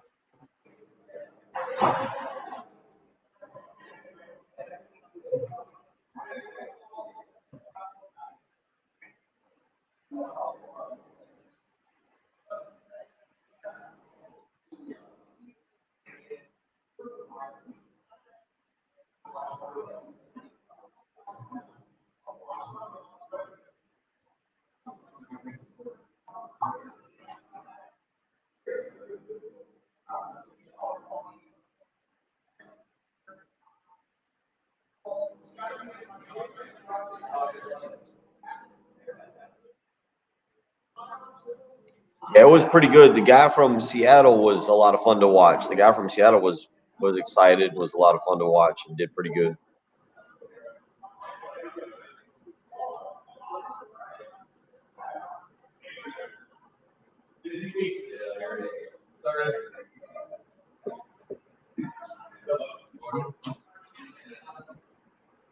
Excuse me. How you doing? Good. You doing all right? I'm doing well. Would you have time to join me sometime today about like 1 o'clock? Yeah. Or to talk Yeah. What time you want? 1 o'clock good enough for you? Yeah. What? Yeah, I got nothing going on. So that's. I was trying to think of the schedule. Yeah, I'm fine. So we just. Where you at? Right down there, Timothy. Sure. Bill Gunner. You're good. Nice to meet you. Yeah. I'm glad 1 o'clock. So just swing by 1 o'clock. Yeah, right at 1. Okay. That's no problem. No problem. All right. There goes a nap. Huh? Does that eliminate some of your nap time? Yeah, and the gym. Somebody's gonna need to text and remind me to be down there at 1 o'clock. I'm not remembering that. But You know, yeah, 1 o'clock. there's a really cool calendar function in your iPhone. Oh, okay. Well, good news. It's 7:18. If you leave at 9, you can be here by 12 to show me how to use it. It's really It is your birthday, and you deserve a good present. So come, just show me how to use the calendar function. Have you ever used the alarm function, Bill? Like for a lot of different alarms? The alarm function? I've got alarms for all kinds of stuff. I have alarms for when I'm up there with my mom, like to remind me that, okay, she gets this at 12 o'clock. She does this at 1 o'clock. Because that's actually what one of the caregivers does. It's a really great idea. But, yeah, you can set alarms for all kinds of things. But you could also use your calendar and then have an alert come up. Oh, gosh. So many things I could teach you. Somebody what? So many things I could teach you.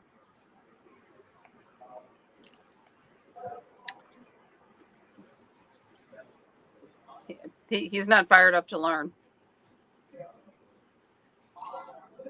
I'm sorry. I'm dealing with several different things here. One of which is the potential of yes, the workout now may have been shoved back, and a nap is now, a good nap is now in question.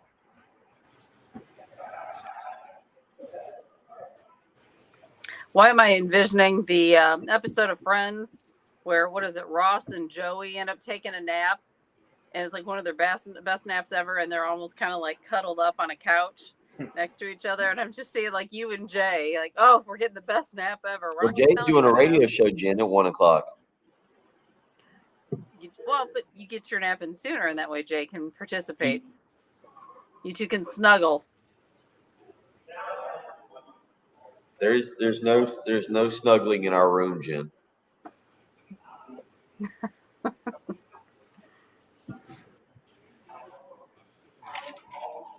That would be correct, Larry. Hey, Bill, have you heard anything about Alabama and Auburn coming to the East? Nothing. Not a thing. That's not the buzz? That's not the buzz. Larry, there's going to be no East. It's just going to be one division. Yeah, actually, all right. We'll play that. We'll play Peter Burns. Oh, we're on the old timey clip.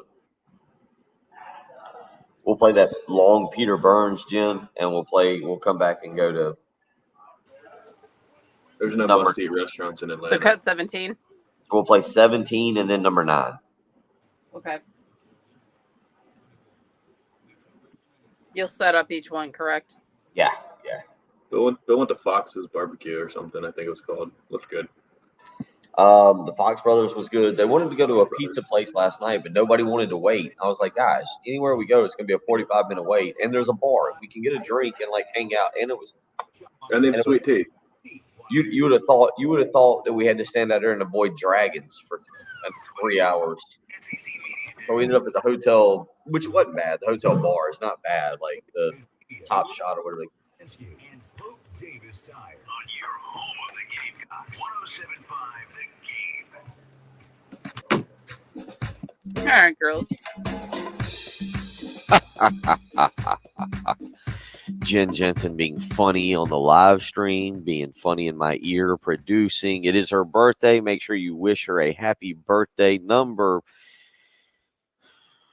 29 is what we'll stick with for the young Jen Jensen here on a beautiful Tuesday morning, July the 19th. Sear it in your memory. Remember it moving forward. This is the day you should always tweet at Jen Jensen Morse and wish her a happy 29th birthday. I figure I don't act my age, so age is only a number, right? Oh, sorry. I don't care. 9-year-old Jen Right. Jensen, Exactly. who is still being chased by her uncle with the lawnmower, I guess, growing up. So happy birthday, Jen. We love you. And sad that maybe it's a birthday gift that nobody's in studio to celebrate with you this morning. So Yeah, it's true. maybe that's a bit of a gift. So we'll have to do that on Friday morning when I get back into town, because we have been out enjoying our time over here at SEC Media Day. And one of the things we enjoyed yesterday, or I enjoyed, was speaking with Peter Burns. By the way, real quick, did either of you see Peter Burns's mustache yesterday? Yeah. Thoughts? Top gun. I mean, Thoughts? It's a strong mustache. It's tough. It's something. Jen, have you seen? He's got the dark hair, which is a requirement for having a strong mustache. My hair's a little, even when I had a mustache, my hair's a little too light to really. It's true. Yeah. It's kind of a Ted Lasso type mustache. It's true. It's a good. He went with Ron Burgundy, but he said that he had not shaved on vacation, and when he came back, then he thought this would be a good little gag thing for SEC Media Day. He's not sure his wife will allow him back in the house after SEC Media Day, though, with the mustache. It's not working at the Burns household. But yesterday, Peter Burns joining us for a couple segments there, myself and Jay Phillips yesterday afternoon. One of the things he talked about was SEC schedule and college football playoff and expansion. Here's what he had to say, joining Jay Phillips and myself.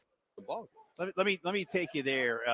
Let's not so much to Clemson specifically, but just branching out to what this conference could look like, and I might throw some scheduling and growth into all of this, but. One of the concerns at places, and we just had Ray Tanner, Carolina's AD, on a couple of weeks ago here on the show, and he didn't say, I'm in favor of the 1+7 relative to the 3+6. I know Mitch Barnhart at UK did say they're that. 1-7. Yeah, absolutely. I mean, Mark Stoops told me, he's like, I want 1-7. Yeah. I'll put my foot down. And I get that. My pushback is, if for 30 years, two games really, Bama, Tennessee, and Auburn, Georgia, held scheduling hostage, and they decide to go to 1-7. Yeah, that's not a good look. But Coach Tanner made a point of, and I think Mitch has said this, and even out at Arkansas they said it. We need a little break in the schedule sometimes, and it's not as easy for us. But you're playing an NFL division. That's why when we were talking about all these teams this week, I was like, I feel like Vanderbilt is at probably the bottom part of this conference as Clark's trying to build his program. But outside of that, who in the world do you say, I can't wait to play that team? Right. It ain't Beamer in South Carolina. It ain't Tennessee any longer. It's not Mississippi State.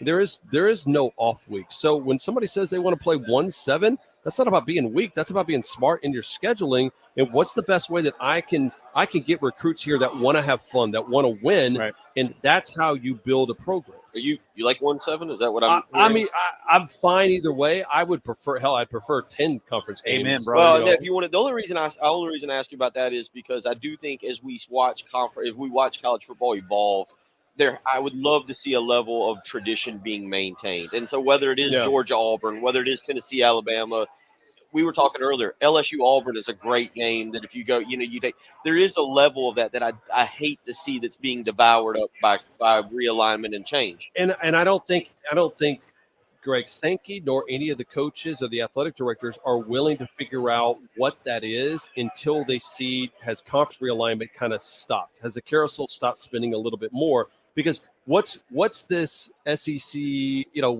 what is conference football or college football going to look like in a playoff until right? If all of a sudden it's like, hey, it's going to be a 12-team playoff, well, guess what?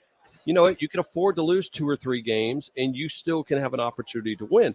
But if there's only going to be 4 teams in the college football playoff, well, then all of a sudden you look at it and go, Well, yeah. Why would you play any more games against your own conference? Yeah, and I don't think we see. I'm with you, and I even use the same analogy when the carousel stops spinning. I don't know when that is, but I honestly think that when we get to 26, 27, and beyond with the CFP, I think 12 is dead and it goes to 16 because of access and money, and that takes me to my next step. And I know you might have to tread lightly because of who your bosses are, but when we talk about growth, it's about business. And I know people want to look at it sometimes strictly from a competitive standpoint. I get that. Add Clemson. They're really good. Well, Florida State was really good 10 years ago. Right. And they're not anymore. Miami used to rule college football. They don't anymore. Nebraska used to rule college football. Yeah. They don't anymore. Yeah. I don't know that a company like you work for for ESPN. can roll those dice and say, oh, for 20 years, this is going to be fine. Well, and you don't. And again, the good news is, and just take it back to the SEC as far as like how much do you expand? Because a lot of times the television networks are quote unquote behind all of this. But if you're the SEC, why do you need to expand at all? Right. I don't know why. I mean, like, and that's what Greg Sankey talked about earlier in this presser today was like, we're in such a position of power. Now I'm making up these words, but this is what he really meant to say behind the lines or between the lines is that y'all have to do all this stuff to get to our level. And you could add USC, you could add UCLA, you could add Notre Dame, you could add whoever the hell you want. Is that going to equal 12 national championships in the last 16 years? Right. Is that going to equal 100,000 fans? Sandstorm. I mean, is that going to equal 20 image and likeness stuff, passion, our network? No. And so he is in a position, Greg Sankey, that he can select what he wants. He doesn't have to recruit. Every other conference in the country right now is trying to recruit to get to the SEC. The SEC is like, well, Texas and Oklahoma come in. Yeah. Why do I really need you? Yeah. Everybody's making those phone calls to Sankey, right? That's Peter Burns yesterday joining Jay Phillips and I. A lot of good stuff there with Peter as he was kind of getting into a lot of different topics as it pertains to scheduling and conference realignment. Talked a little bit about South Carolina, but Patrick, you hear that, and yeah, there is an element of okay, we have to factor in the college football playoff, and we've got to. And I'll take it a step further that nobody is now starting to talk about. You and I kind of brought up yesterday. If the college football playoff expands outside of 12, if it goes to 16, if it goes to 24, hypothetically, you're now talking about more football games. And the weird thing is we're only talking about like, what, 4 teams, maybe 6 teams playing 17 or 18 games. But we know the pushback that NFL players have given on playing extra games. And now you're starting to talk about college. And I think that that's something that's not being discussed right now is if that college football playoff gets expanded, Patrick, you got to start looking at are teams willing to give up that extra regular season home game, the money it brings in for extra playoff games. Well, they would get a postseason home game, right? If we get to 16, you got to play some home games. You can't play all those neutral site games. You could. You may very well you may. Could. And, you could, and they probably would, but because they again, sterilize the product every year, but that would stink. I mean, and again, here's where it gets funny is what you just said is so true. Like we're talking about maybe 4 teams playing 17, 18 college football games, right? Like not everybody's going to do it. I don't know what the number is going to end up being, whether it's 68, FBS programs or, whatever the number ends up being. We're talking about 3 or we're talking about 4 or 6 that end up playing 17 games. But Patrick, you know as well as I do, there are going to be people who push back on that and say, whoa, this is too many games for a student athlete, even though the word student athlete now is stupid. I feel like it might come from the NFL because they don't want their prospects playing that many games before NFL draft season or agents and things like that. It's going to be the NFL guys that's a problem for because you're going to have to just pay the kids to play in those games. Like if you're playing 17, 18 games, you're going to need to get 5 figures at least to play for every game. And the money's going to be so big for the playoff games that it doesn't matter. You can afford to pay every kid on the roster $10,000 to play in the game. So the guys that are riding the bench or the guys that aren't going to go pro don't care about playing extra games. They're happy to extend their college football careers. It's going to be the guys that want to go pro and don't want to hurt themselves in the postseason right before they're about to be draft eligible. 803-404-6100. We'll continue with that discussion. It is forward thinking. If you've watched enough of what's happened in the NFL with the CBA, if you've watched enough of what's happening with college football and the potential talk of expanding the playoff, you know what could be coming down the line is college football players saying, hey, we want to play less games because, as Patrick just said, they don't want to get hurt before they go to the NFL. We're already seeing guys opt out of bowl games. Why would college football players want an extra couple games? We'll continue talking about that. You're listening to The Early Game on 107.5 The Game. 2022 SEC Media Days from Atlanta. Sponsored by Tommy's Express Car Wash, Integrated Media, Elite Lawn and Landscape, and Pope Davis Tire. On your home of the Gamecocks. 107.5 The Game. 107.5 The Game traffic from the Shepherd's Glass Traffic Center. Shepherd's Glass, a true reflection of quality. shepherdsglass.com. I-26 westbound right there at I-126. The right lane currently blocked, so be careful there. Also, a report of a tie-up I-20 westbound at Longs Pond Road. Hot forecast for the next few days. Heat indexes over 100 today, tomorrow, and Thursday, even into Friday. And, of course, those chances for afternoon and evening thunderstorms could be popping up at any point. Right now, though, it's sunny, 75 at 107.5 The Game. Cashback is not available on gas in New Jersey and Wisconsin. Susan, I'm sorry I'm late. Traffic is terrible. It sure is. But on top of that, gas prices have been skyrocketing. I can't believe how expensive gas has gotten recently. Prices at the pump are up, but I never pay full price for gas anymore. I just use the free Upside app that pays you cash back for every gallon of gas you buy. Wait a minute. Are you saying you actually get paid cash when you buy gas with the Upside app? Yes, I get real cash back every time I buy gas. And does that actually add up to anything? I've made around $200. Wow, that's serious extra cash. I'm downloading the free Upside app now. Download the free Upside app now to earn real cash back every time you buy gas. Use promo code FREE for a $5 bonus on your first tank. That's promo code FREE. You can cash out anytime right to your bank account, to PayPal, or an e-gift card for Amazon and other brands. Just download the free Upside app and use promo code FREE for a $5 bonus on your first tank. That's code FREE for a $5 bonus. Finding great candidates to hire can be like, well, trying to find a needle in a haystack. Sure, you can post your job to some job board, but then all you can do is hope the right person comes along, which is why you should try ZipRecruiter for free at ziprecruiter.com/radio. ZipRecruiter doesn't depend on candidates finding you. It finds them for you. Its powerful technology identifies people with the right experience and actively invites them to apply to your job. You get qualified candidates fast. So while other companies might deliver a lot of hay, ZipRecruiter finds you what you're looking for. The needle in the haystack. See why 4 out of 5 employers who post a job on ZipRecruiter get a quality candidate within the first day. ZipRecruiter, the smartest way to hire. And right. Patrick, where'd Patrick? All right, yeah. You are you eating pizza or toast? Bagel with salmon. Okay. I would just encourage you get a good night's sleep. We are going to the Mercedes-Benz Stadium tonight. Tomorrow, you might want to be prepared to fully handle the majority of the show as I sleep right here.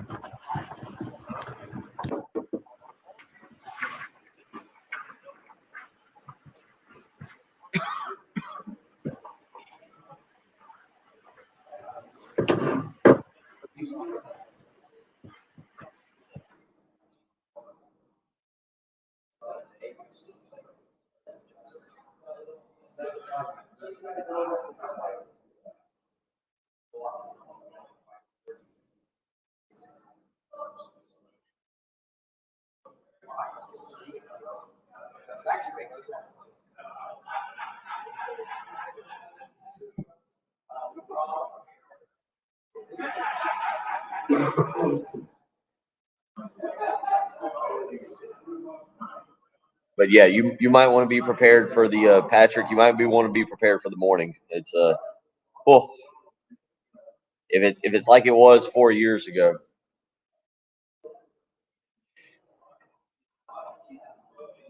I think I look tired now. Wait till tomorrow morning.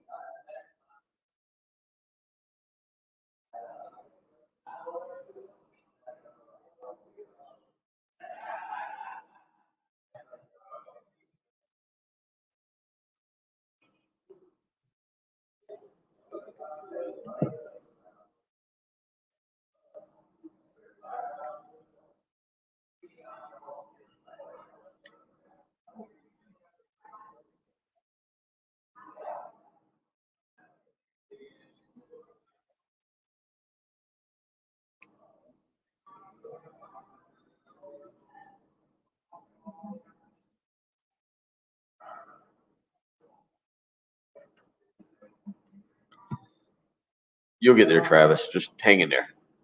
Just keep typing years.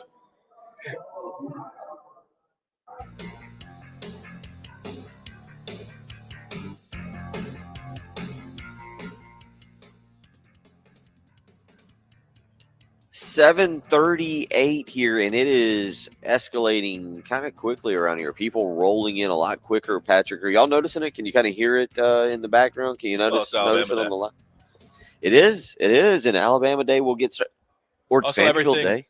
Also, it's Vanderbilt Day. everything's yeah. No. Hold up. It's Vanderbilt Day. Why are you not excited about Clark Lee and Vanderbilt? This I'm is excited about the Clark Lee and year. Vanderbilt. There's a buzz This is within the the city of year for Nashville Vanderbilt, Patrick. that they win. This 4 is where it games. all turns around. Yeah, they need to win an SEC game. Maybe this is the year. But also, everything's starting an hour and a half earlier than it did yesterday. Yeah, So it's the morning's got to get rolling earlier. You can see, you go to our live stream, go to youtube.com, search 1075 The Game, where you can join Larry and Chuck and Travis. Travis, who's working on his spelling and typing this morning and really struggling trying to do that. You can join Craig and Robin, Hope, who are all wishing Jen a very happy birthday. You can do so as well on Twitter. Go to Jen Jensen Morse, Morse. I know how to spell. And you can wish her a happy 29th birthday this morning. Our lovely producer who's been serenading the Midlands for years. How many years, Jen? Oh my gosh. In producing roles, like 7. Serenading the Midlands for 7 years with the sultry voice that wakes you up each and every morning. You can Since right after she graduated college at 20. Exactly. right after, Yeah. straight out of college, we plucked her fresh from college. Yep. Fresh from Butler, just a Midwestern girl who'd been chased by lawnmowers and tractors and pulling pranks on college professors, just straight out, and look at what she's done. And she is a part of the Midlands community now. And happy birthday, Jen. What a Actually, glory. and what's funny is actually that college professor that I did pull that one major prank on, he actually texted me this morning and wished me happy birthday. So, no hard feelings Terrified from him. for his life, Terrified and he for his life. wanted. It was a simple case of setting him up, making him think he was interviewing someone, and she happened to be a stripper. I mean, it was not a big deal. Simple. Yeah. It was a really fun prank, I got to tell you. We'll talk more about that later. Speaking of which, the SEC might go to one division, or the general consensus by Greg Sankey yesterday is the SEC could be going to one division. That would be number 9 on our list, Jen, of quotes from Greg Sankey yesterday. He didn't mention Jen Jensen's birthday, but he did mention the SEC going to one division. Here's what he had to say about that. The list of issues, so tiebreakers 1, the number of games and what that means from a scheduling standpoint, the imbalance around 9 games versus the comfort with 8 games, what happens with non-conference schedules, and we have a requirement that 9th game right now be among an autonomy 5 type opponent. How do we dispose of or maintain that particular policy? The impact on bowl eligibility and college football playoff access, I mentioned. When I go through 6 different teams having won national championships in the last 25 years or so, no one comes close to that number. So the level of competition here, while people want to be a part of it, we're attentive and sensitive to that. Just to be clear, nobody from TV is saying do this or do that. This is a conversation and a decision to be made among our conference membership. That is Greg Sankey talking again yesterday as it pertains to the SEC and again scheduling models. And Patrick, you mentioned it. Look, listening to Sankey talk about tiebreakers, I did feel like that is kind of his way of saying, "Oh, we haven't figured it out yet. We got to look at the tiebreakers." When probably in actuality, they know exactly what they're going to do. They're just kind of holding off for right now to announce any kind of scheduling until I feel like they're holding off on scheduling until they know exactly when Texas and Oklahoma are coming into the league. Yeah, I just don't see what the benefit is. What's the benefit for not announcing or just getting everybody prepared for the fact that, when they come, this is what's going to happen? Just planning for any other changes or a last-second Notre Dame decision to join the SEC or some sort of expansion, or somehow North Carolina gets out of their grant of rights deal and says, we'd like to be a part of your conference, please take us. I don't see what the benefit is for keeping us in the dark, but it's just how people in power have always done things. So you just kind of accept that that's what it is. You'll find out the information when it's completely concrete. Yeah, it just feels like that's what they're setting it up. The SEC has developed a little bit of an NFL mentality in that they want to control the news cycle 12 months a year.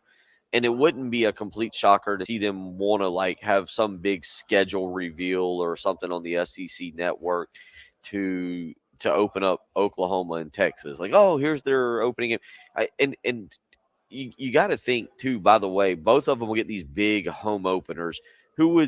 Texas is playing Alabama now. So that kind of kills a great home opener that you would typically say, all right, we're sending Alabama in for the SEC home opener for Texas. Who do you think Texas gets as their home SEC opener? Their first game at whatever, Darrell Royal. Darrell K. No, Royal. that's going to be an end of the season game. Does it?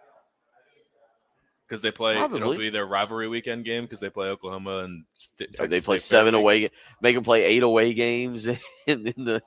No, I mean, who do you think? Who do you send in there? Arkansas. Do you want to get them a win? I don't know. They just got drugged by Arkansas. I don't know if they're excited to see Arkansas anytime soon. I don't know what makes sense. I mean, you want a Arkansas mopped the floor with them last year. You want a team that they have some I don't link know to. if Arkansas is the right choice. We'll get back to Patrick here. We'll continue on. It's Bill Gunner. It's Jen Jensen. It's Patrick Perrette. I'm live from Atlanta where things are picking up here. It's the early game on 107.5 The Game.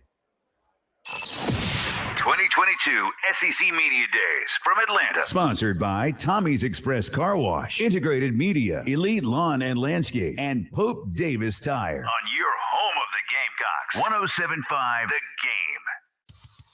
107.5 The Game traffic.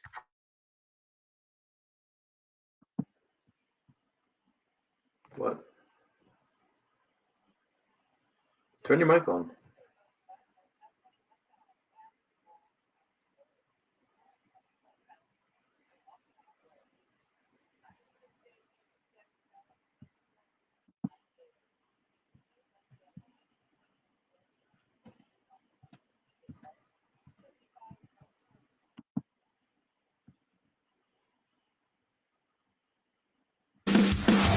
Game time.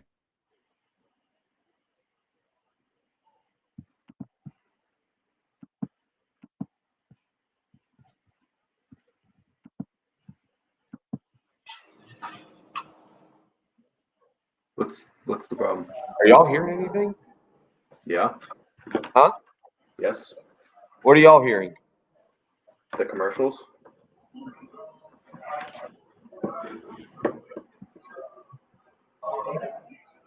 Oh, I timed out. Okay, I'm. Did y'all hear me finish the segment? Mm-hmm. I finished the segment. Yeah. Patrick went out. I couldn't hear you. But all right, hold on. I'm out in case we come back. And because it transcends our physical senses. Yeah. Well, Okay. I'm no So scientist, but I've been saying that. Clean coming in and out. Yeah. Okay. Yeah. All of a sudden, that's why I couldn't hear you. Like when you were talking. I just kind of went to break, and then we're hardwired in. We're not using the Wi-Fi or the sticks. So I don't know what happened. I guess they timed out. So we're good. Okay. All right. Look, there you go. A little behind the scenes. Standing by, ready to help those of us in need.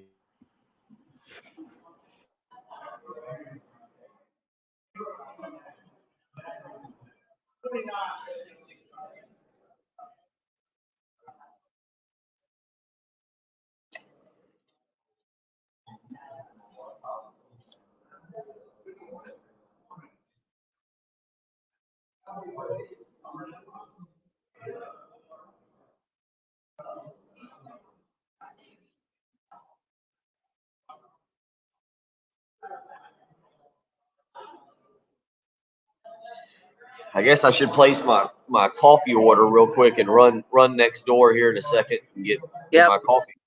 Need to do that. I'll send you my Yeah, order. now that I know how to order Starbucks on the app.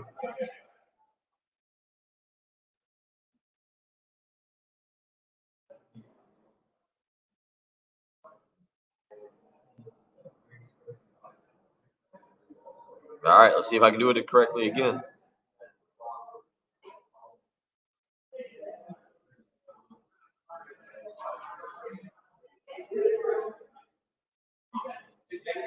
So we're going to go with the Grande this morning.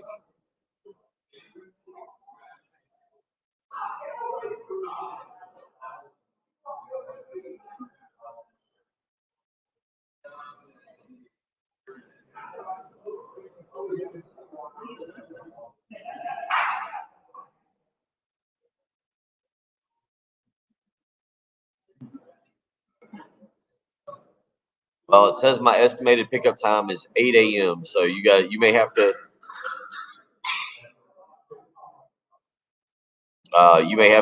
get us started on the next segment or the top of the hour.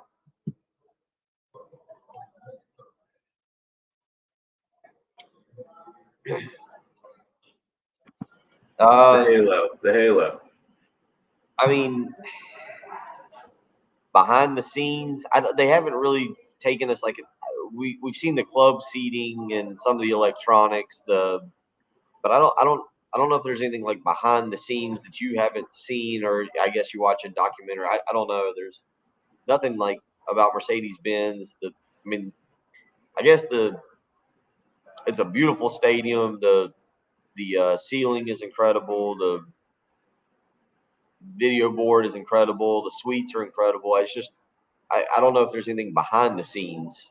I mean, I was there in the press box for the 2019 SEC Championship, LSU Georgia. It's cool. The press box is beautiful.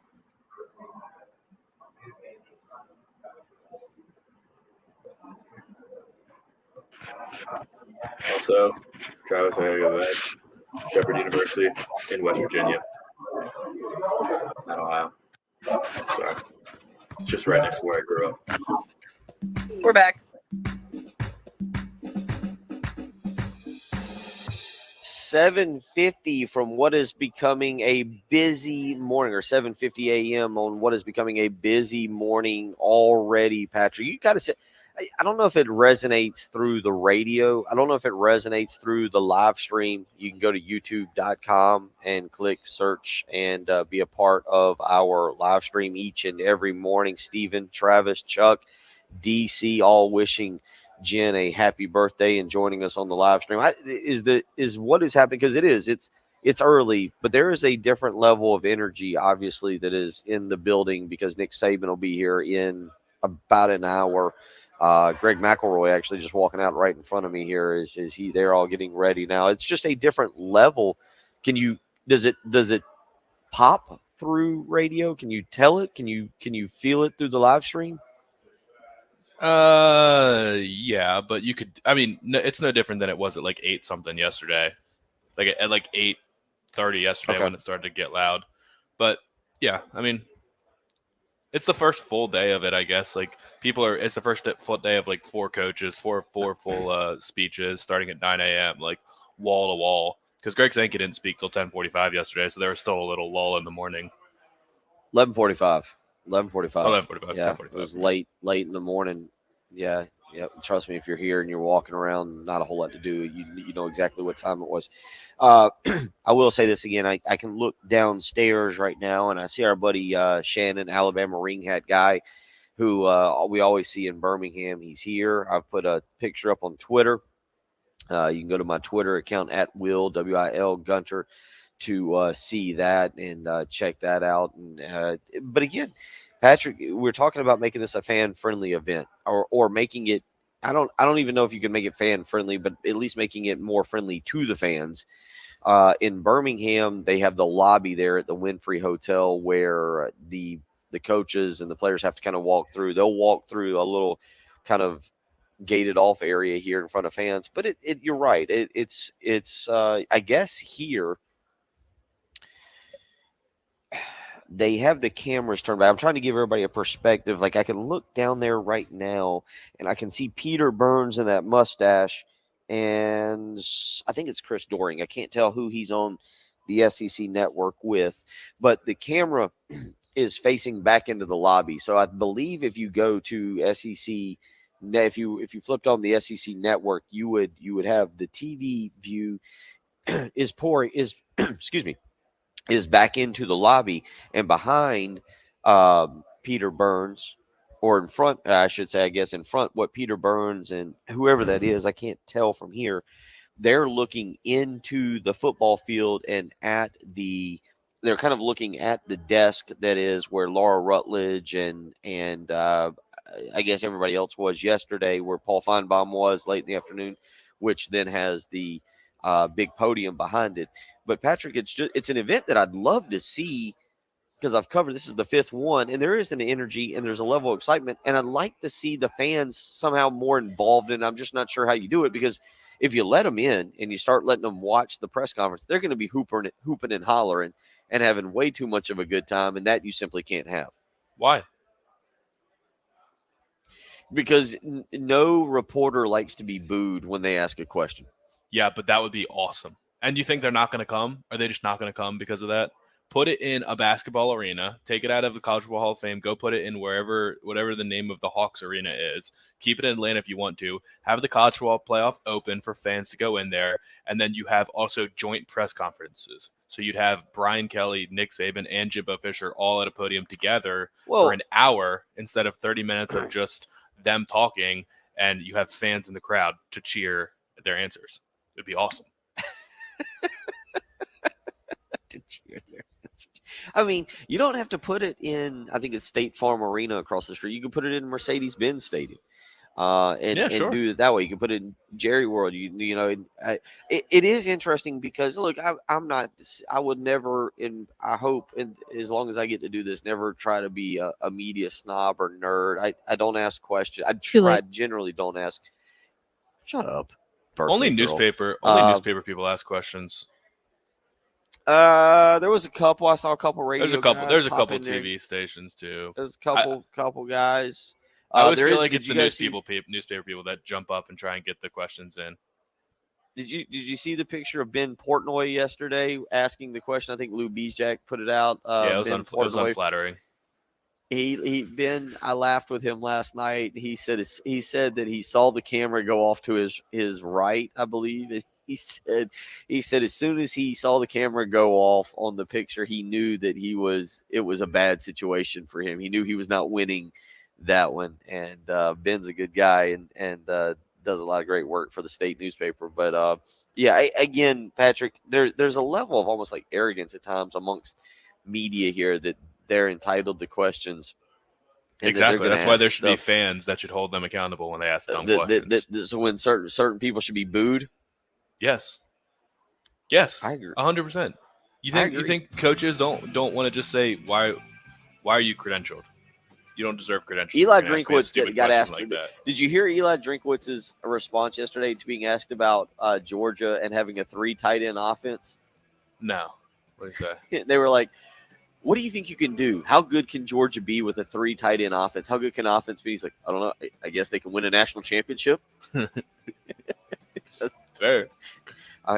I know a lot of you out there would love to boo Phil Kornblut when he asks a question. You'd love to boo him, and I can understand that myself. If you want to be a part of the program in the next hour, 803-404-6100, you can go and hop on the live stream where we are at. Go to youtube.com, search, click, and join along. I'm going to find some coffee, and we'll do hour number 3 next on 107.5 The Game.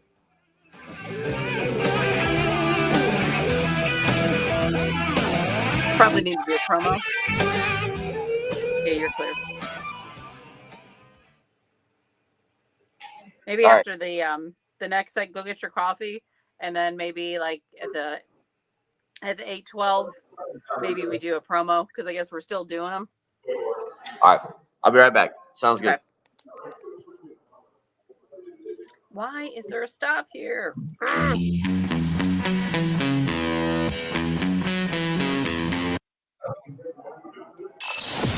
2022 SEC Media Days from Atlanta. Sponsored by Thank you, Tommy's everybody. Express Car Wash, Integrated Media, Elite Lawn and Landscape, and Pope Davis Tire. On your home of the Gamecocks, 107.5 The Game. Gamecocks, Braves, the NFL. With live local radio. 107.5 The Game. WNKT FM, Eastover, Columbia. A Cumulus media station. Hey, if you've got a hole in your roof or you need a whole new roof, you need to call Mid-State. Mid-State Roofing has established its reputation as the leader in the roofing industry. Whether it's above your head, under your feet, or perhaps a leaky foundation, 356-1919 is the number to call for all your roofing and waterproofing needs. The quality and craftsmanship of a Mid-State roofing system are tops in the industry, especially commercial and industrial roofing systems. If you own or you're in charge of a large building, warehouse, or industrial facility, then you're in charge of that roof. And at some point, a roof is going to need some attention. So the number to call for advice, service, results, and a commitment to customer satisfaction is 356-1919.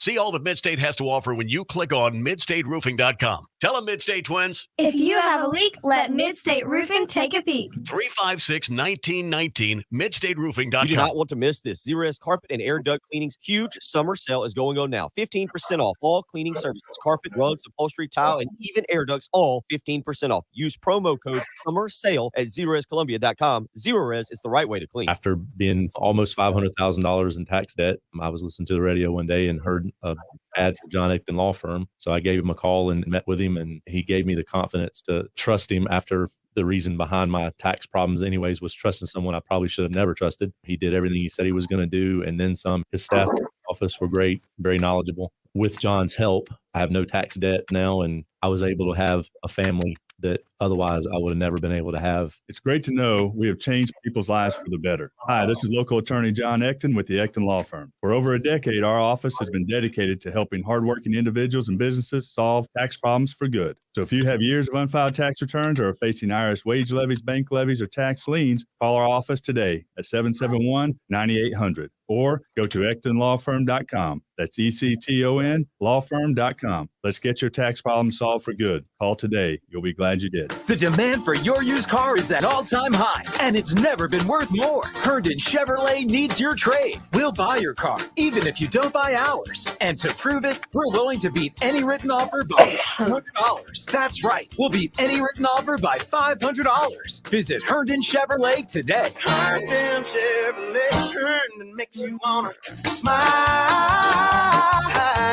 Smile. 803-630-5929. It's Terry Ford's 107.5 The Game with our buddy Adam Vance for Sound and Images. Okay, Adam, we all know Sound and Images as an events company, but you're more than that, aren't you? We are a commercial audiovisual installation company. And what does that mean? That means that we can come into your place of business. We can help you assess what you have, what you need, where you Yeah, want Starbucks to go. must be a We're little really big in busier, huh, video Patrick? conferencing systems. BYOD, as they say, bring your own device, connect. Did he go to the Starbucks or he got it delivered? I don't know. He just sent a note and said that he probably isn't going to be back in time. Yeah.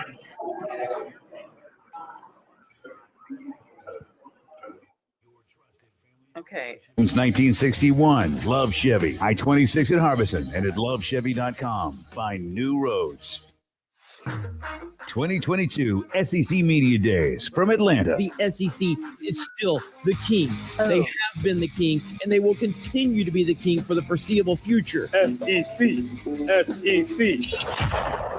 by Tommy's Express Car Wash, Integrated Media, Elite Lawn and Landscape, and Pope Davis Tire. On your home of the Gamecocks, 107.5 The Game. Yep. And kicking off hour number 3 on Tuesday, Shane Beamer Day, Nick Saban Day at SEC Media Days. Patrick Pratt and Jen Jensen with you. Bill Gunter on his, I guess it's going to be the daily 8 a.m. coffee run. We'll just bank on opening up hour 3 without him every day. But he's across the street going to get some Starbucks. What's his choice for coffee this morning? He is definitely, it's definitely something very flavorful. I think he probably gets like the mocha latte and or something like that, which I like too, but he always likes his flavor swirls and everything like that. So He does. Is it hot or iced? I think he usually gets iced at Dunkin', but I thought he came with a hot coffee yesterday. I think he did yesterday, which kind of surprised me as hot as it is. But it's cooler in there from what he was saying. He was kind of whining about being chilly. So it might be a cooler beverage today. Might be, but we'll have him soon. And honestly, we really haven't talked much about Shane Beamer, who will be on the podium today. I don't know what the fans expect. I mean, I think they know what to expect from Shane Beamer at this point, but that'll sort of be part of our discussion as we move forward in this hour. What are you expecting to hear from Shane Beamer? What would you like to hear from Shane Beamer as he takes the podium today at 2:25, as Hope gives us that information on the live stream? 803-404-6100 is the number if you want to call us on the Love Chevrolet phone lines. Shoot us a text on the Cool Care Heating and Air text lines, or hop on YouTube, Facebook, or Twitter and just search 1075 The Game. You can find us live on the live stream there. Just to quickly set the table, yesterday was the introductory day of SEC Media Days. Greg Sankey opened it up with some comments. I was pretty disappointed by his comments. We talked a lot about that yesterday, wondering if he would make an announcement. The big topics, obviously, were schedule and Texas and Oklahoma joining the SEC / realignment overall. We didn't get any particular details about any of those. He just kind of said the SEC doesn't need to go searching for anybody. Everybody wants to be in the SEC. We'll be here if they call. But we're going to be pretty selective about how we go about this. Texas and Oklahoma, he said, we expect them to be here July 1st, 2025, and we're not planning on anything outside of that. So pretty tame from him, as we probably should have expected. We just hoped for more. And then Brian Kelly spoke yesterday. Lane Kiffin spoke yesterday. Shane Beamer will speak today. Nick Saban will speak in about an hour, right, Bill? Is it starting to fill up in there as everybody gets ready for Saban? It's when do people take their seats? About I mean, let me look. Let's see here. You can kind of, if you're on our live stream this morning, I'll kind of show you what is kind of transpiring here. You can, there's a a window right here in front of me, but you can see it's starting to fill up down there. What's interesting is you're seeing more people sit to the kind of front. But if I look down there, I see 2, 3, 4, 5, 6, 7, 8, 9, 10, 11, 12, 13. So there's about 15 people down there. And it's 8:04, and Nick Saban will go on podium at 9:05 this morning. Shane Beamer will go out, will be up on the main podium. So if you're kind of timing out your day, we will carry Shane Beamer obviously live right here on 107.5 The Game. So if you're not in front of a TV, don't stress, don't fret. We'll have you covered. But Shane Beamer will go at 2:25 today from the main podium.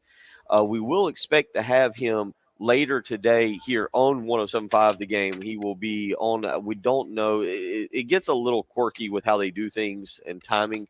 I'll give you an example of what happens here. And it's fun. This is a great event. It's fun to cover from a media perspective.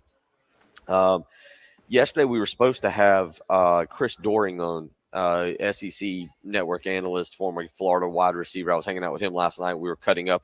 A lot of you will remember the 1995, not in a good way, by the way, but you'll remember the 1995 Florida-South Carolina game. It was about 3 degrees, and Doering and I were talking about it last. I think Florida beat South Carolina like 63-7, Patrick. It was a brutal game on a lot of fronts. But we were supposed to have Chris Doering yesterday, and so I'm sitting here with Jay, and it ends up being Peter Burns. They had gotten their schedules mixed up, and so we got Peter Burns, which was good. Peter Burns came by, and he was a lot of fun, and we spoke with him, and you can hear that on the podcast page. But it's a neat event, and I believe we're expecting Shane Beamer not just at the podium today at 2:25, which again we'll carry here on 107.5 The Game, but also we expect to have a one-on-one interview with him and Heath Klein here later today. So it'll be a busy day right here on 107.5 The Game. You don't need to turn the station. You can listen to us throughout the day. Pearson Fowler will be up next, and then we'll be back live from here in Atlanta with Jay Phillips, who will have a couple guests, and we'll count down the time until Shane Beamer. As you mentioned, Patrick, it is picking up. I just walked across the street to get coffee because Starbucks over here apparently doesn't open until 7 a.m. And so I was going over there at 8 a.m. But there is an energy. There is just as you mentioned, at day 2, people are getting into rhythm. People are getting fired up a little bit. People kind of hung out last night and got to see one another and kind of old faces, new places, whatever you want to say. But Nick Saban coming up here in about an hour. And yeah, it's picking up pretty quickly over here and kind of fun to be around. It is fun to be. It is fun to be around. It just is different with them. It is kind of annoying, but you'll see pictures today of the crowd at Nick Saban compared to the crowd at Clark Lee at 10:30. I actually feel bad for Clark Lee, what it's going to look like when he's standing there backstage and sees Nick Saban wrap up, and everyone just gets up from their seat to leave and go eat some breakfast or an early lunch. That's a really good point. Yeah, it is. It's kind of sad. Well, they don't get it. No, a lot of these guys are dedicated. You'd be surprised. I will be one of the people that go wandering out, but there's a bit of a gap there because again, Clark Lee will be making his rounds. There are other rooms. Kind of if you're looking at the live stream, straight across cat corner to where I'm at is where Marty Smith and Ryan McGee are at over there in the College Football Hall of Fame filming some stuff. So there's a lot going on up here. And I would always, I will encourage you, we may have someone from the College Football Hall of Fame join us at some point this week. Obviously, people getting up bright and early and wanting to come and do things can be a little difficult after a night of media partying, I guess, if you want to call it that. But we'll see. But the College Football Hall of Fame, I would encourage you, come to Atlanta, check it out. It's worth it.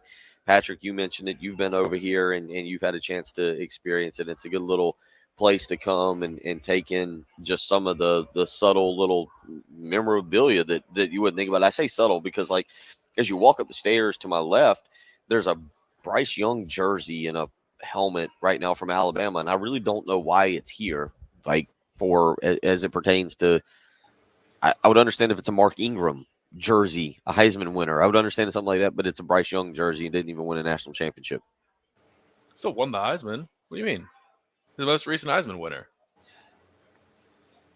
But well, I guess you know what? I don't feel like there's a plaque in there that mentions Heisman. That is a good point. I didn't think about that from the standpoint because it's right as you come up the steps. Like if you come up the first, again, if some of you are familiar with it, you come up the steps and the first thing you see is that Bryce Young stuff. You do have some Georgia stuff, obviously, from the national championship, but good little place. Good little place. Patrick, let's go back to Shane Beamer here for a minute. He will speak today, and Shane's full of energy. Nothing against Nick Saban's. Nick's going to get a crowd, as you mentioned, but Nick doesn't show up with a whole lot of energy. It's almost like sarcastic. I need to let you know what I'm thinking kind of stuff. Shane's going to show up with a lot of energy. What are you expecting, if anything, from Shane Beamer today here during him and his players' rounds here at SEC Media Day? Yeah, that's what I just kind of posed before you got here because I'm curious.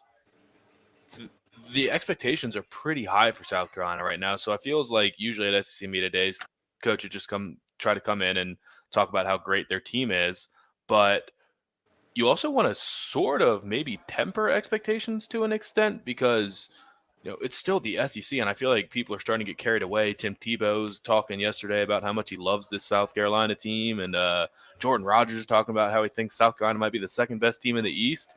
There also has to be a level of like slow your roll a little bit. We're still in a year two of a rebuild. We overachieved in year one.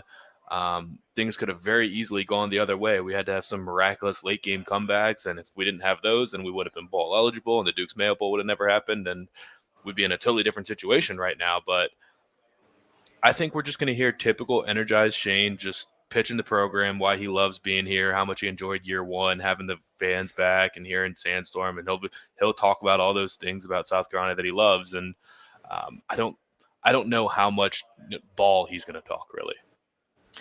He's got a lot to kind of promote with his program. When you say talk ball, Juice Wells I saw pop up on a list of transfers yesterday as a guy that people are talking about. It's just very interesting that how he's going to go about addressing the media today to promote year two. Very interesting, again, from a standpoint of what exactly Shane Beamer, like the message, because most coaches, Patrick, you agree with this, most coaches show up and they want to have a message or a way to promote their program. And kind of to your point on that, like how you go about promoting your program. And I think Shane Beamer has that in him. So it'll be interesting. We'll talk about that. We'll get into that. If you want to weigh in, 803-404-6100. That's how you can be a part of the program this morning. You're listening to the early game on 107.5 The Game. 2022 SEC Media Days from Atlanta. Sponsored by Tommy's Express Car Wash, Integrated Media, Elite Lawn and Landscape, and Pope Davis Tire. On your home of the Gamecocks, 107.5 The Game. 107.5 The Game traffic from the Shepherd's Glass Traffic Center. Shepherd's Glass, a true reflection of quality. ShepherdsGlass.com. So we do have that earlier accident, I-20 westbound and Longspond Road. Also, a report of a disabled vehicle, I-20 westbound at Clemson Road. And East Church Street at Augusta Highway in Lexington, that is blocked right now due to some fallen power cables. So I kind of want to make an alternate route there. And it's for sort of a side street, but still East Church Street, Augusta Highway. There's some fallen power cables that you're going to want to avoid right now until they get all that fixed up. And your forecast for today, hot and humid. That's the name of the game really through the end of the week. High today of 92, that heat index of 101, and those heat indexes will just kind of climb each and every day. And those chances of showers and thunderstorms. Right now, though, 76 at 107.5 The Game. 2022 SEC Media Days from Atlanta. Sponsored by Tommy's Express Car Wash, Integrated Media, Elite Lawn and Landscape, and Pope Davis Tire. On your home of the Gamecocks, 107.5 The Game. Why? This is Boomer Esiason with the CBS Sports Minute, sponsored by Angie. Angie's List is now Angie. Tackle home projects big and small. All right, so are you ready? Ole Miss coach Lane Kiffin wishes college football had a salary cap for its ungoverned name, image, and likeness situation. He'd also like coaches to have a greater say in directing how donors distribute NIL funding. That ship has already sailed, Lane. I'm Boomer Esiason. How long does it take to tackle a home project? Hold on. You could cross it off your list before this ad is over. Just tell us what you need. Indoor or outdoor, repair or redesign. And we handle the Does that help? rest. Sending a top pro to get it done. You don't have to lift a finger, except to tap the screen or click the mouse. Plus, Angie is free to use. So bring us your next home project, and we'll bring it home. Download the app or go to Angie.com. That's ANGI.com to get started. When you're an innovative business, every blinking cursor, every blank page is an opportunity. What will you do with it? Do you make something better? Create something new? Our Dell Technologies advisors provide you with tools and expertise to do incredible things. Because we believe there's an innovator in all of us. For advice on smart PCs powered by Intel V Pro that's built for business, call a Dell Technologies advisor at 877-ASK-DELL. Sponsored by eBay Motors. Ray Magliozzi here. I don't cook much, but when I need ingredients for my car, eBay Motors has 122 million options. So whether I toasted my transmission or cooked my clutch, eBay Motors has all the right parts at the right prices. eBay Motors, let's ride.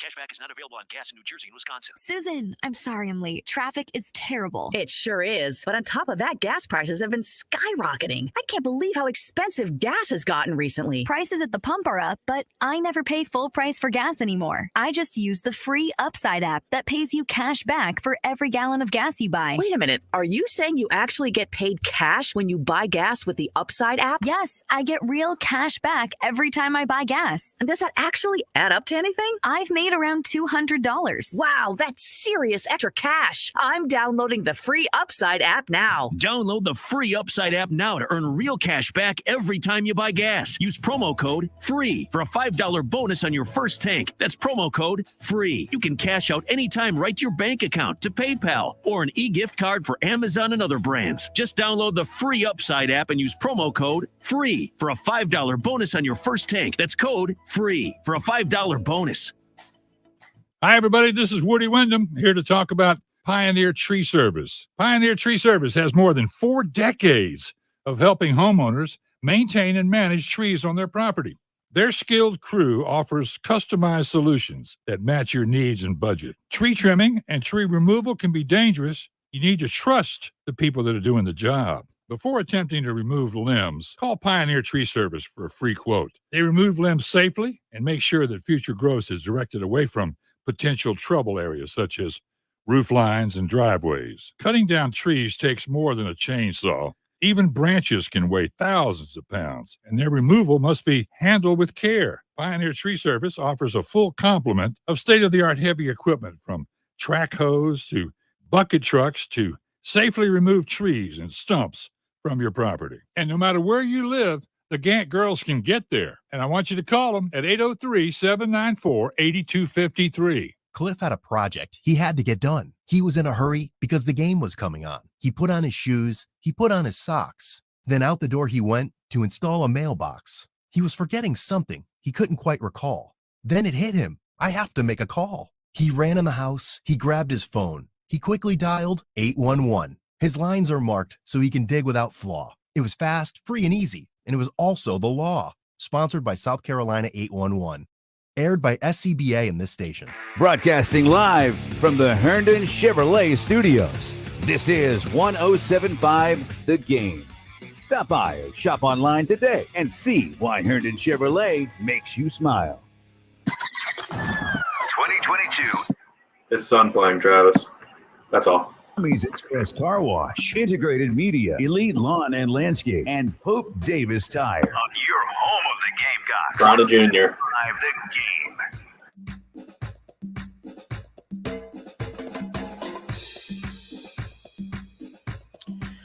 8:19 on a. I feel like I'm in a casino, to be honest with y'all, because I can't. There's no windows outside, so like I just walked outside to get coffee about 20 minutes ago, and I guess it had rained maybe this morning over here. I have no clue what the weather's like over there in Columbia. I was going to say on a nice morning, there's a lot of energy and a lot of excitement, but I have no clue what the actual weather is like. Patrick, Are they pumping oxygen in the building to keep you moving, keep you feeling good?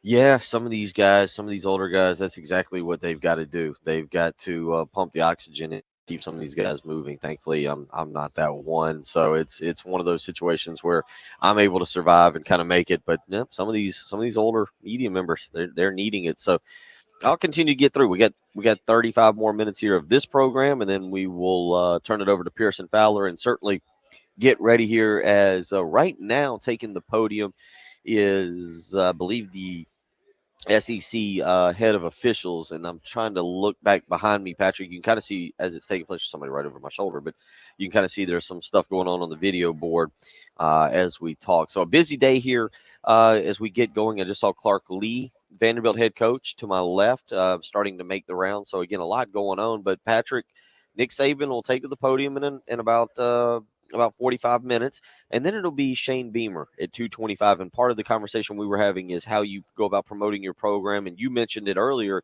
yesterday, right behind me on the SEC network, Jordan Rogers and Tim Tebow speaking very highly of both South Carolina and of Spencer Rattler, a guy who won't be here today, but he's certainly going to be heavily discussed.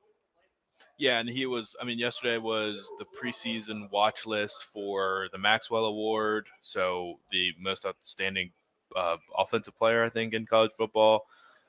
He was on an 85-man list for that. And then on the SEC network, they were sort of gushing about South Carolina. Jordan Rogers called him the second best team in the SEC. Tim Tebow talked about Shane Beamer's personality and how he's doing it the right way, and in an era where guys are just more concerned about what can X university do for me, what can you give me in NIL and all these things. Shane Beamer is the type of personality that draws a player in and makes them want to play for them. Sounded like Tim Tebow was basically just saying, if I was a high school recruit, I would have gone to South Carolina because I would have wanted to play for Shane Beamer. Beamer does feel like he'd be simpatico with Tim Tebow, but then Tim Tebow put out his top 5 quarterback list, and I think he had Spencer Rattler at number 4, which is where we've seen him all over the place. I mean, PFF has him as the number 2 quarterback in the country, number 3 quarterback in the country. Some people have him as top 5 in the country, top 10 in the country. He's, no matter how you slice it, everyone pretty much agrees that he's elite, but a lot of buzz for Shane Beamer in South Carolina on the SEC network yesterday. Yeah, and he's going to, again. He's not here, but Shane Beamer certainly will talk about him today, and I'm sure DeCarrion Joyner, who will be here, will be asked questions. Now, DeCarrion Joyner will be another interesting guy to kind of listen to. A lot of talk about his NIL deal, Patrick, and I've heard a lot of rumors that he's made upwards a little over six figures just since the bowl game in NIL deals. Obviously, that game being a big deal for him, and it'll be interesting to hear what DeCarrion Joyner talks about from his vantage point of the last 7 months, but also what his role will be as we move forward into 2022, like how he sees himself helping this football team. Yeah, and I mean, we'll hear from him locally. It was obviously planned to not have him here at SEC Media Day. He's going to get enough attention by himself, but don't you think I think for the fan to make it fan friendly? Is there any way that they could make this like the fans voting for who's going to be there? Like the fans want to see Spencer Rattler. The fans don't want to see Javon Quinn. They don't. I mean, maybe they want to see Zach Pickens. The one that pay close attention probably want to see Zach Pickens because they know he's going to go to the NFL. But ultimately, the fans want to see Spencer Rattler. They want to see Jaheim Bell. They want to see the guys that everyone's talking about. So I don't know what you have to do to get guys like that out there, but he would create far more headlines than the other guys that are here, and he already has because he's being talked about without even being there. Yeah, I guess the point on that is when you say who the fans want to hear. Yeah, I understand totally what you're saying. I'm not disagreeing with you. I just it's a coach's decision. He's trying to. They're all trying to get guys that represent their program. I was thinking yesterday with LSU, like their quarterback situation ongoing. Obviously, Jaden Daniels is a. I mean, it would have been electric if LSU brought all three quarterbacks. This is true. Yes, it would have been electric. I guess that's my point. Like, yeah, there's an element of, all right, who do we, the media, the fans, want to see, and then who do the coaches want to represent their schools and talk about their programs, and that's what you're getting here with Spence with the three guys that'll be talking this morning. Obviously, DeCarrion Joyner, I think, deserves to be here. But you're getting three guys who have been around who are going to talk about the culture of the program. They're going to talk about having to me, part of it is the transition. The transition from still continuing to talk about the transition and the culture that was under Will Muschamp to the culture that is now. And that's what these three guys, I think, will kind of continue to echo today. Yeah, it's better for Shane Beamer. That's for sure. I mean, Hope says maybe Beamer doesn't want the headlines. I'm sure he doesn't. He wants the guys that are going to paint the program in the best light and are basically programmed guys. But as far as fans are concerned, I mean, DeCarrion Joyner, he had his legacy game in the Duke's Mayo Bowl, but there's a chance that he won't. I mean, it probably. If I gave you top five, will he be top five on the team in receptions? He'll be in that. He'll be like fringe top five. I would have him outside of the top five. I mean, I would too. Don't be a running back. I mean, yeah. Don't you kind of initially assume that it's going to be Wells, Rucker, Stogner, Bell are your top four, and then you kind of look around. Josh Van. And Van. Yeah, I'm with you on that. I'm with you. We'll continue talking about that.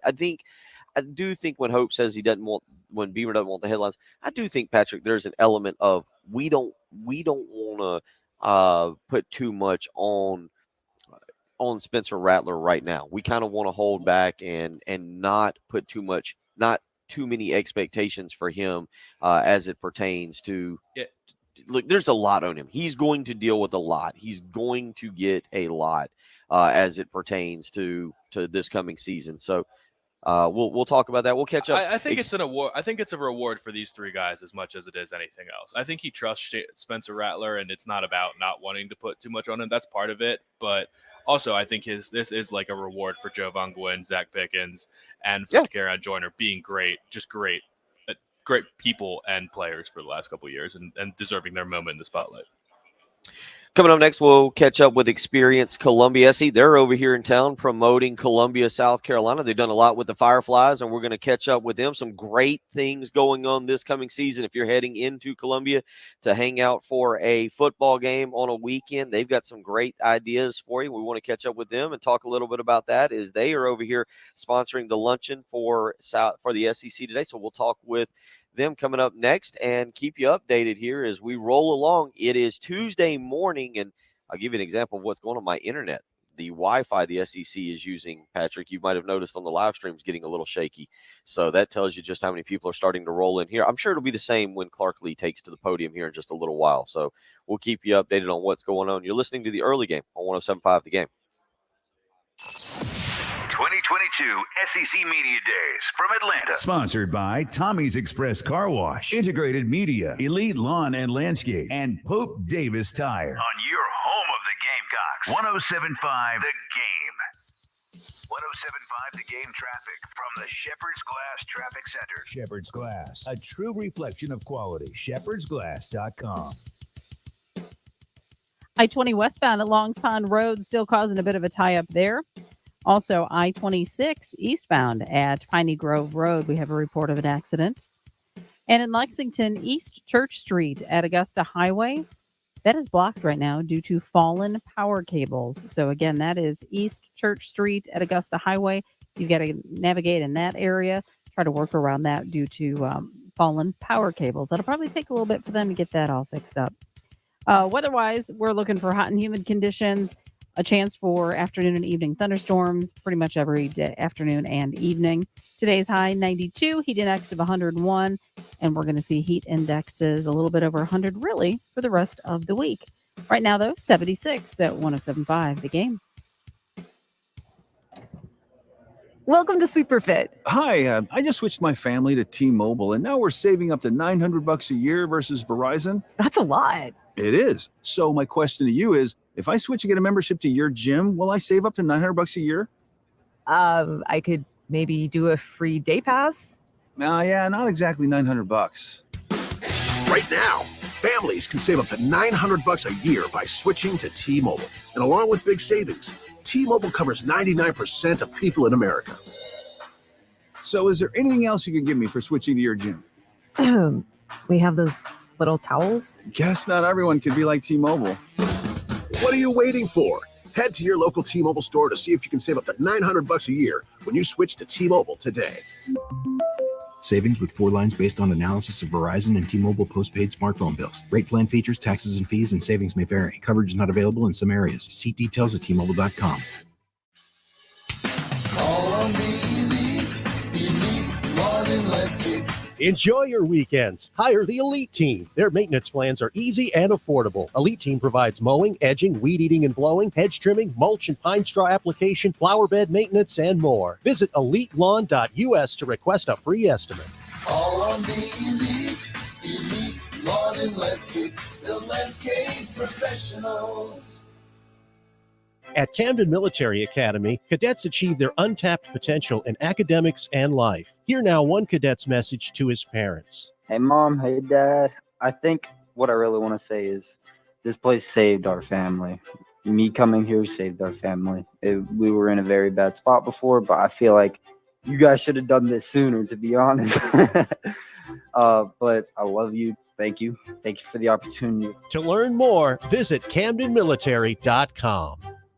Great news, Columbia. The special order $1 sales event is back at Galliana Chrysler Jeep on Greystone. For just $1 down, you can special order the exact Jeep you want. Plus, we'll give you a $1,000 special order discount. Special ordering not right for you? That's okay. We've got a huge inventory of new Chryslers and Jeeps below MSRP. Like 2022 Jeep Compass Latitude. Lease for just $289 per month. That's right. A new Jeep for $289 per month. Don't make a $10,000 mistake. Special order the exact Jeep you want for just $1 down and $1,000 below MSRP. Or choose from our huge inventory and save thousands below MSRP. Gotta go to Galliana. During the Make This the Summer event at Galliana Chrysler Jeep on Greystone. I-126 Sioux exit in Columbia. Call 779-7300 or GallianaSC.com. 36 month lease, $29.99 due at signing. Plus tax and tag includes $225 closing fee. Zero security deposit, 2022 Compass Sport. Stock number 29090. $1 down, $27.77 per month per thousand borrowed for 36 months at 0% APR. Offer subject to lender approval. Expires not that. Gee, I thought you'd have a lot of customers in here. No, I just have a lot full of cars. I know. I couldn't find a space. Had to park 3 blocks away. Thanks. Not every customer is that patient.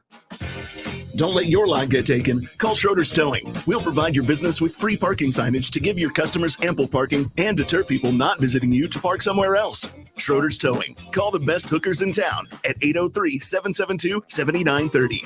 Schroeder's Towing, Columbia's finest and fastest hookers in town. Okay, we've gathered you here in Yield Conference Room to announce that thanks to all your hard work, there will be bonuses this year in the form of gift cards to Grimwald's Tavern. Throughout history, people have always been underpaid. Search jobs by salary at monster.com or download the app. It's the Love Chevrolet countdown to Gamecock football. 46 days till kickoff. Others take full advantage of the market. We remain true to who we are. We never charge above MSRP or take advantage of you with add-ons. Love Chevy. I-26 at Harbison and at lovechevy.com. Find new roads.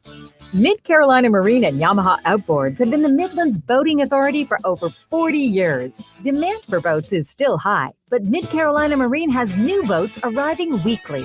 If you can't find the boat of your dreams this year, Mid-Carolina Marine is pre-ordering boats for 2023. Order slots are limited, so don't wait. Mid-Carolina Marine and Yamaha Outboards. Located at 718 Sunset Boulevard in West Columbia, or visit midcarolinamarine.com. What we're talking about on 107.5 The Game. Sponsored by Love Chevrolet.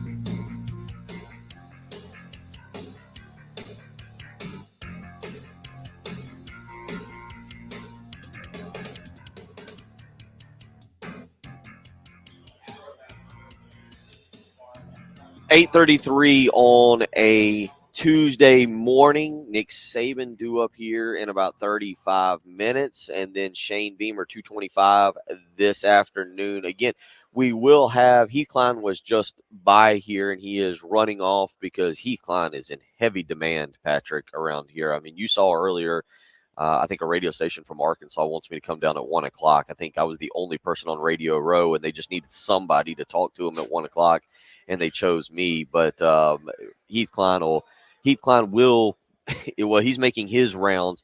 He will be meeting with Shane Beamer later today for an exclusive one-on-one interview, and you can hear that right here. I can't give you the exact details, so kind of stay tuned today. It probably will be sometime between 3 and 6 when Heath has Shane Beamer for an exclusive one-on-one separate in a remote location. In a remote, yes. I kind cannot of know the location because I stumbled upon it yesterday. It's on the 6th floor of the North Tower here because that's where the fitness center is. And I walked out of the fitness center having sat in the sauna, drenched, because if you sit in the sauna, you sweat. And there was like people well-dressed that had to get on the elevator with me, and they looked disgusted by who I was. And I was just like, hey, look, man, I apologize. I ate a lot of barbecue yesterday, and I'm trying to work it off. Joined by Dana and Dana. All right. Dana and Dana of Experience Columbia SC this morning. And Dana is a 2012 South Carolina football graduate, and we just did our top 30. And the final four was Alshon Jeffrey, Jadeveon Clowney, Marcus Lattimore, and Connor Shaw. If you had to pick of those four, both of y'all had to pick, who would you go with as number one? I think you can't argue against Clowney, but I was just such a Lattimore fan, and it was so sad seeing his career end the way it did. I was all Lattimore, but okay. I mean, you can't argue against Clowney. He was not number one. Nana, who you got? They're all great. Connor, you got to hand it to Connor too, because he's back and he's helping the guys, and he's so good with all the guys and all the players. There are a lot of good ones. Alshon's number was one. I thought you meant like who was my personal. Oh, no. favorite. Number one on our list was Alshon. Okay. You're exactly right. Number one on our list is I'll turn the live stream around so people can see. Did she just figure out why Alshon was number one? Because that was controversial. So everyone just thought they were voting for Alshon's jersey number.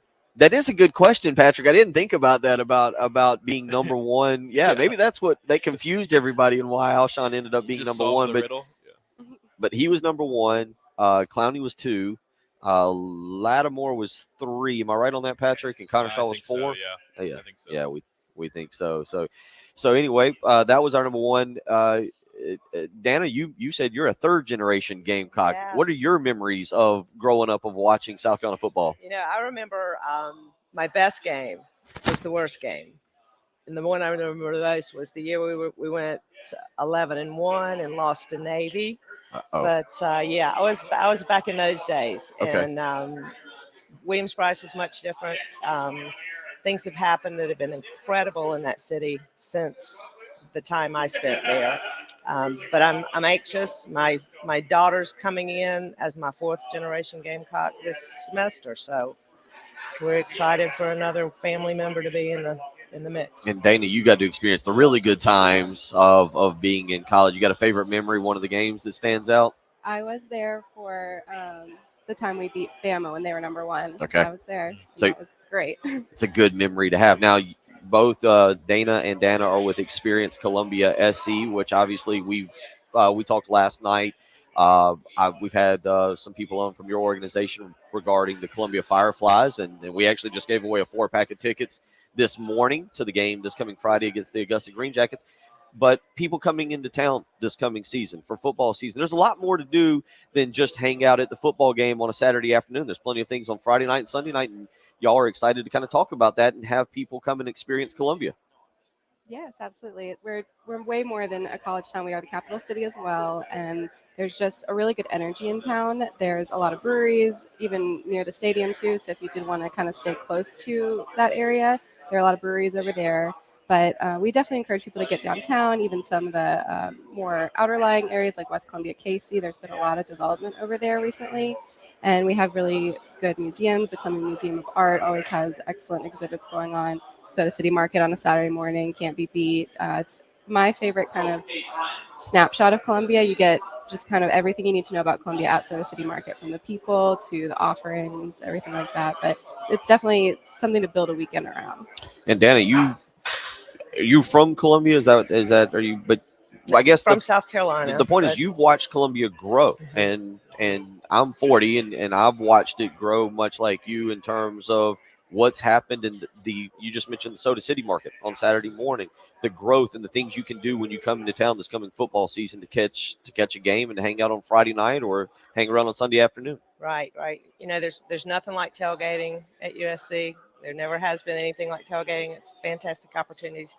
But, you know, extend the stay for a day or two. And that's what we collectively, as this group of folks from all the cities of the SEC, are trying to promote amongst our different destinations and back and forth between, during games, after games, come back for vacation. There's just a lot of cool things that are happening. Columbia's turned into a really hip town that's got so much new along with the old, and history is one of the best apps we have there. So but in addition to that, just it's not just about sports when you come. That's right. And one of the cool things that y'all are doing this year, the reason you're here this morning, is you're partnering with towns across the SEC to kind of create a bit of a bond so that when people go to other towns, and talk a little bit about that, Dana, as it pertains to what y'all are doing with other places. Last night, I think we were hanging with the lady from Fayetteville. Don't remember her name, but we were having a good time. And that's part of what y'all are doing here this week. Yes, so Paige Hunt with Starkville and Kinney with Oxford, they kind of led the charge in corralling all the destinations to work together on a series of blog posts throughout the year. We did one about football, one about basketball season that went live on the SEC website. And then they had the idea to sponsor the luncheon today, get all of us here together to represent, just be here and see how we can continue to collaborate in the future. You know, we all, as Dana said, we're all traveling to each other's cities for games. The fans are going all over the place, so why not work together and promote each other? So if someone wants to go and check this out on the web, where would they go and be able to check out? You mentioned the blog post, and you mentioned things that they can go and do. Where would people go and check that out at?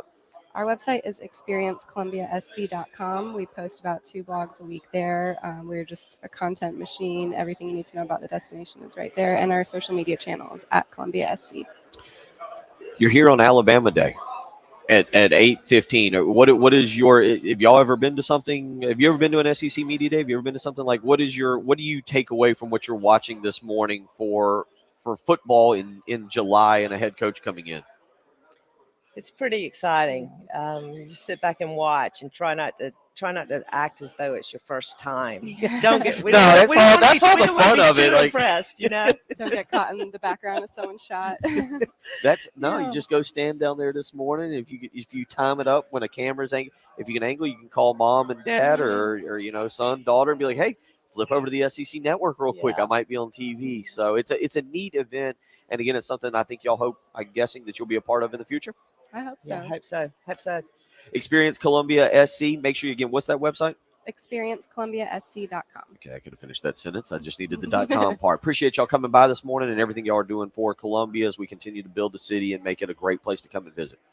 Thank you. Y'all take care. We'll come back. Patrick will wrap up the Tuesday morning edition of the early game. We'll count down. Maybe Nick Saban will stop by for an interview. That'd be pretty cool. What are the odds you think we get Nick Saban? He should be walking in any second now. I'm sure if I just run down and grab him, he'll be more than happy to swing on by and catch up with a morning talk show in Columbia, South Carolina. Yeah. We'll wrap it up. The early game finishing up next. You're listening to 107.5 The Game. 2022 SEC Media Days from Atlanta. Sponsored by Tommy's Express Car Wash, Integrated Media, Elite Lawn and Landscape, and Pope Davis Tire. On your home of the Gamecocks, 107.5 The Game. 107.5 The Game traffic from the Shepherd's Glass Traffic Center. Shepherd's Glass, a true reflection of quality. shepherdsglass.com. And taking a look at the traffic conditions out there this morning, I-20 westbound at Longs Pond Road still have an issue there. Also, I-20 eastbound at Piney Grove Road, an accident could be slowing you down. And in Lexington, East Church Street at Augusta Highway, they have fallen power cables, and kind of want to avoid that for a little while until they get that cleaned up again. Fallen power cables, East Church Street at Augusta Highway. Storms should be clear, or could be seeing some storms today, and maybe this afternoon and this evening, warm and humid. And then looking for heat indexes of like 101, heat index of 103 tomorrow. Just kind of that pattern for the rest of the week. Still plain hot and humid, so just be careful. Lots of hydration. Right now, 75, 107.5 The Game. Here's what's coming up on the next Extra Point. Hey guys, Pearson Fowler here from the Extra Point, and coming up on the Tuesday edition of the Extra Point, continuing 107.5 The Game's coverage of SEC Media Days. And for the first time in forever, South Carolina is not on the last day of SEC Media Days. We will hear from Shane Beamer today. We'll have discussion questions for Alabama, for Vanderbilt, for South Carolina. We'll dig into all the meaty stories of SEC Media Days from yesterday afternoon and today. Don't miss it. The Extra Point starts at 9 o'clock. The Extra Point. With Pearson, Preston, and Gamecock Central. 9 a.m. to noon. On your home of the Gamecocks. 107.5 The Game. Sponsored by Midland Air Service Experts. Water heater worries? There's an expert for that. Let your local experts at Midland Air Service Experts give you worry-free hot water as low as $28.99 plus tax a month. Call 866-EXPERTS. See website for license details. It's the Love Chevrolet countdown to Gamecock football. 46 days till kickoff. Others take full advantage of the market. We remain true to who we are. We never charge above MSRP or take advantage of you with add-ons. Love Chevy. I-26 at Harbison and at lovechevy.com. Find new roads. How does a car repair shop last in business for over 50 years like Sudduth Automotive? By providing affordable, reliable, and honest auto repair. But if you ask them, they'll tell you it's their loyal customers who come back time and time again to entrust them with their car repairs. Well-trained technicians, service packages, and monthly specials. Isn't it time you became a customer? Call or come by at 1410 North Millwood Avenue or make an appointment at SudduthAuto.com. Just as you feel the effects of the summertime heat, your house feels it too. Lack of rain, high humidity, and random storms wreak havoc on your home's foundation, causing wall cracks, sticking windows and doors, mold, and musty smells. Mount Valley Foundation Services knows this and is ready to help. They'll protect and repair your home with permanent foundation, basement, and crawl space solutions. Schedule your free, no-obligation appointment today. Visit FixMyFoundation.com. That's FixMyFoundation.com. Mount Valley Foundation Services. Rock solid foundation. Serving part-time in the Army National Guard has led to a lot of firsts for me. It paid for me to be the first person in my family to go to school. That education got me to the first day at my dream job, which I can still hold while I serve part-time. That job and the home loan benefits I got from the Army National Guard helped me buy my first house.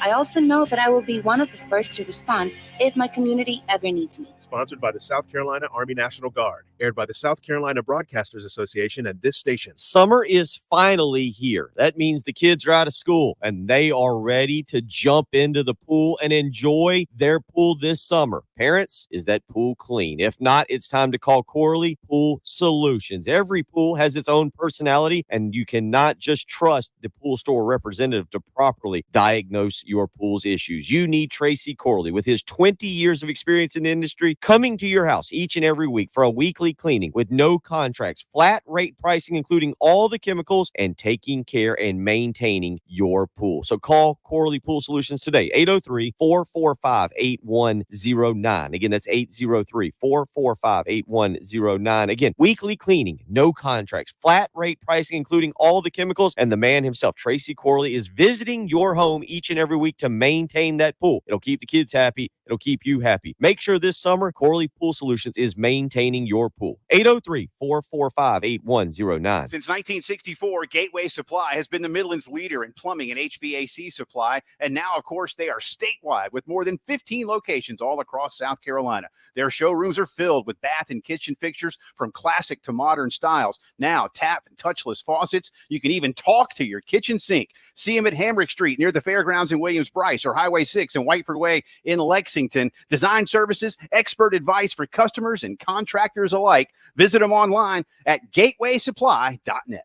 Broadcasting live from the Herndon Chevrolet Studios. This is 107.5 The Game. Stop by or shop online today and see why Herndon Chevrolet makes you smile. 2022 SEC Media Days from Atlanta. Sponsored by Tommy's Express Car Wash, Integrated Media, Elite Lawn and Landscape, and Pope Davis Tire. On your home of the Gamecocks, 107.5 The Game.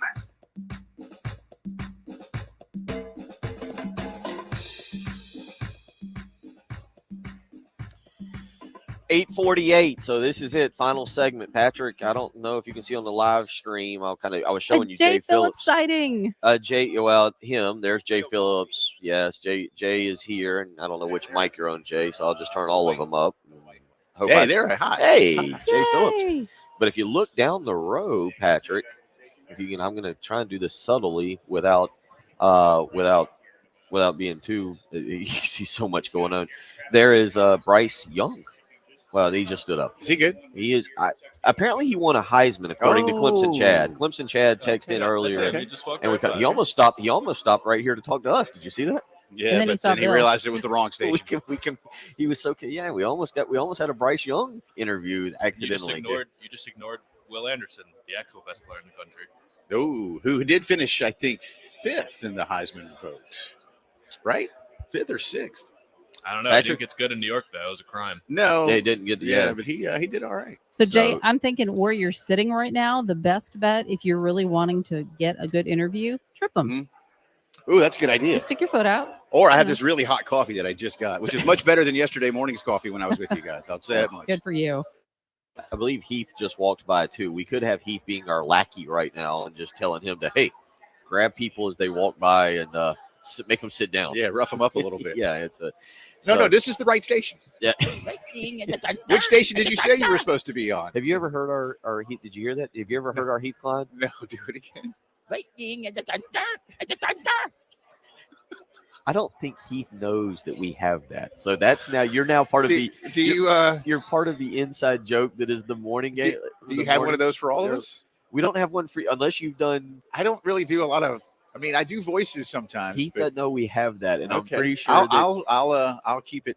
I'm pretty I'll sure keep it as Elaine would say. I'll keep it in the vault. I'm pretty sure that I would have magically picked up his bill last night if he knew that all of a sudden. Yes. So yeah, that is we. And we know Heath doesn't listen to the show, so it's safe. Yeah. Yeah, yeah, we're not. We're not Heath Klein material. We're fully acceptable of that.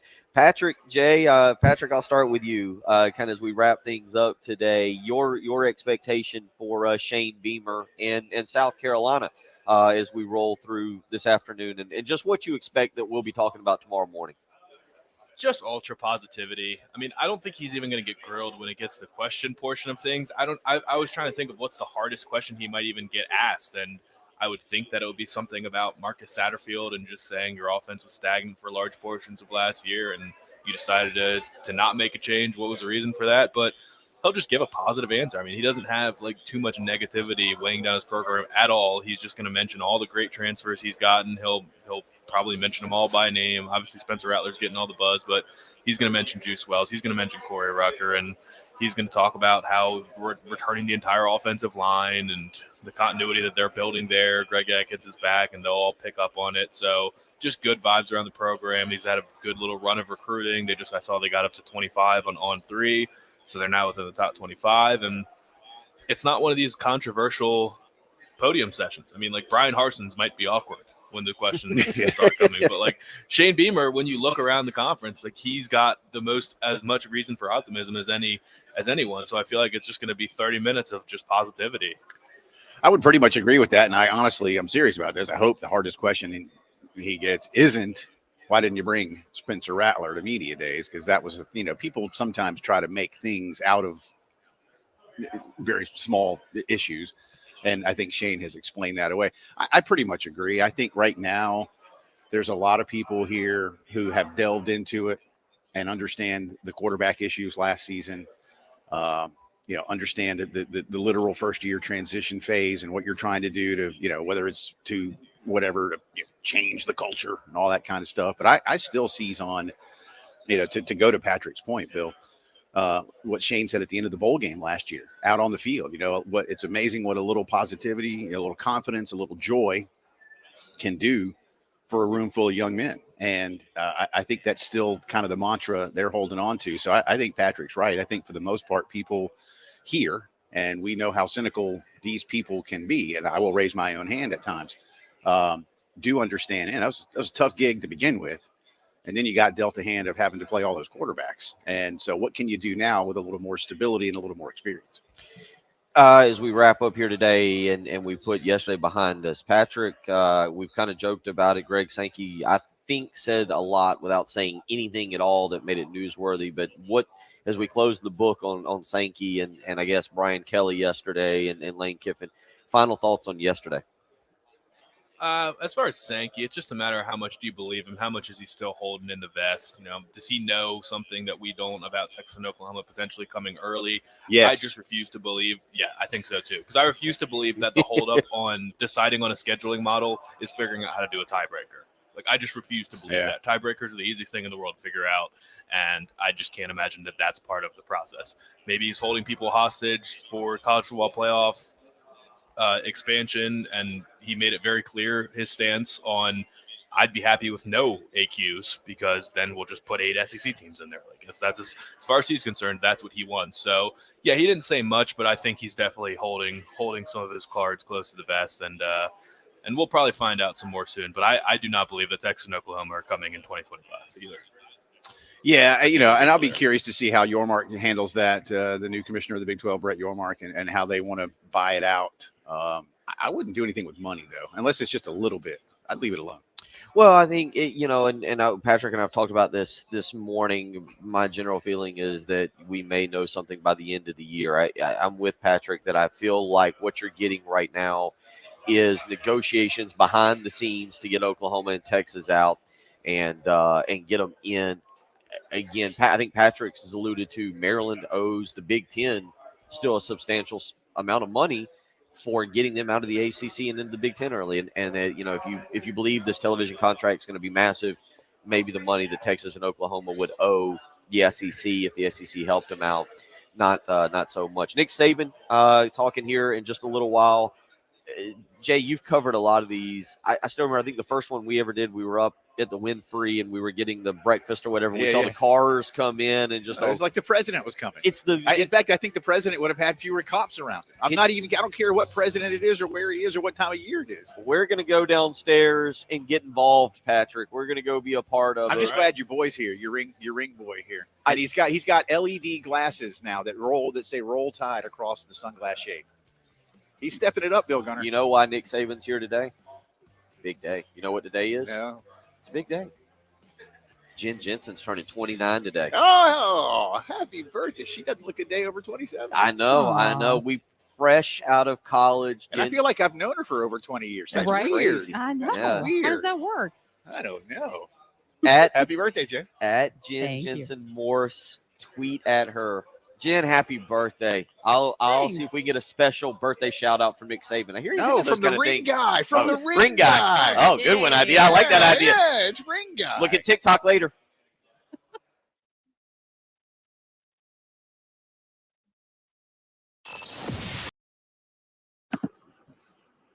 All right. That's it. You're clear. That's it. See everybody on Wednesday. Yeah, crazy. I'm staying for an All hour. right. Happy birthday, Jen. Thank you.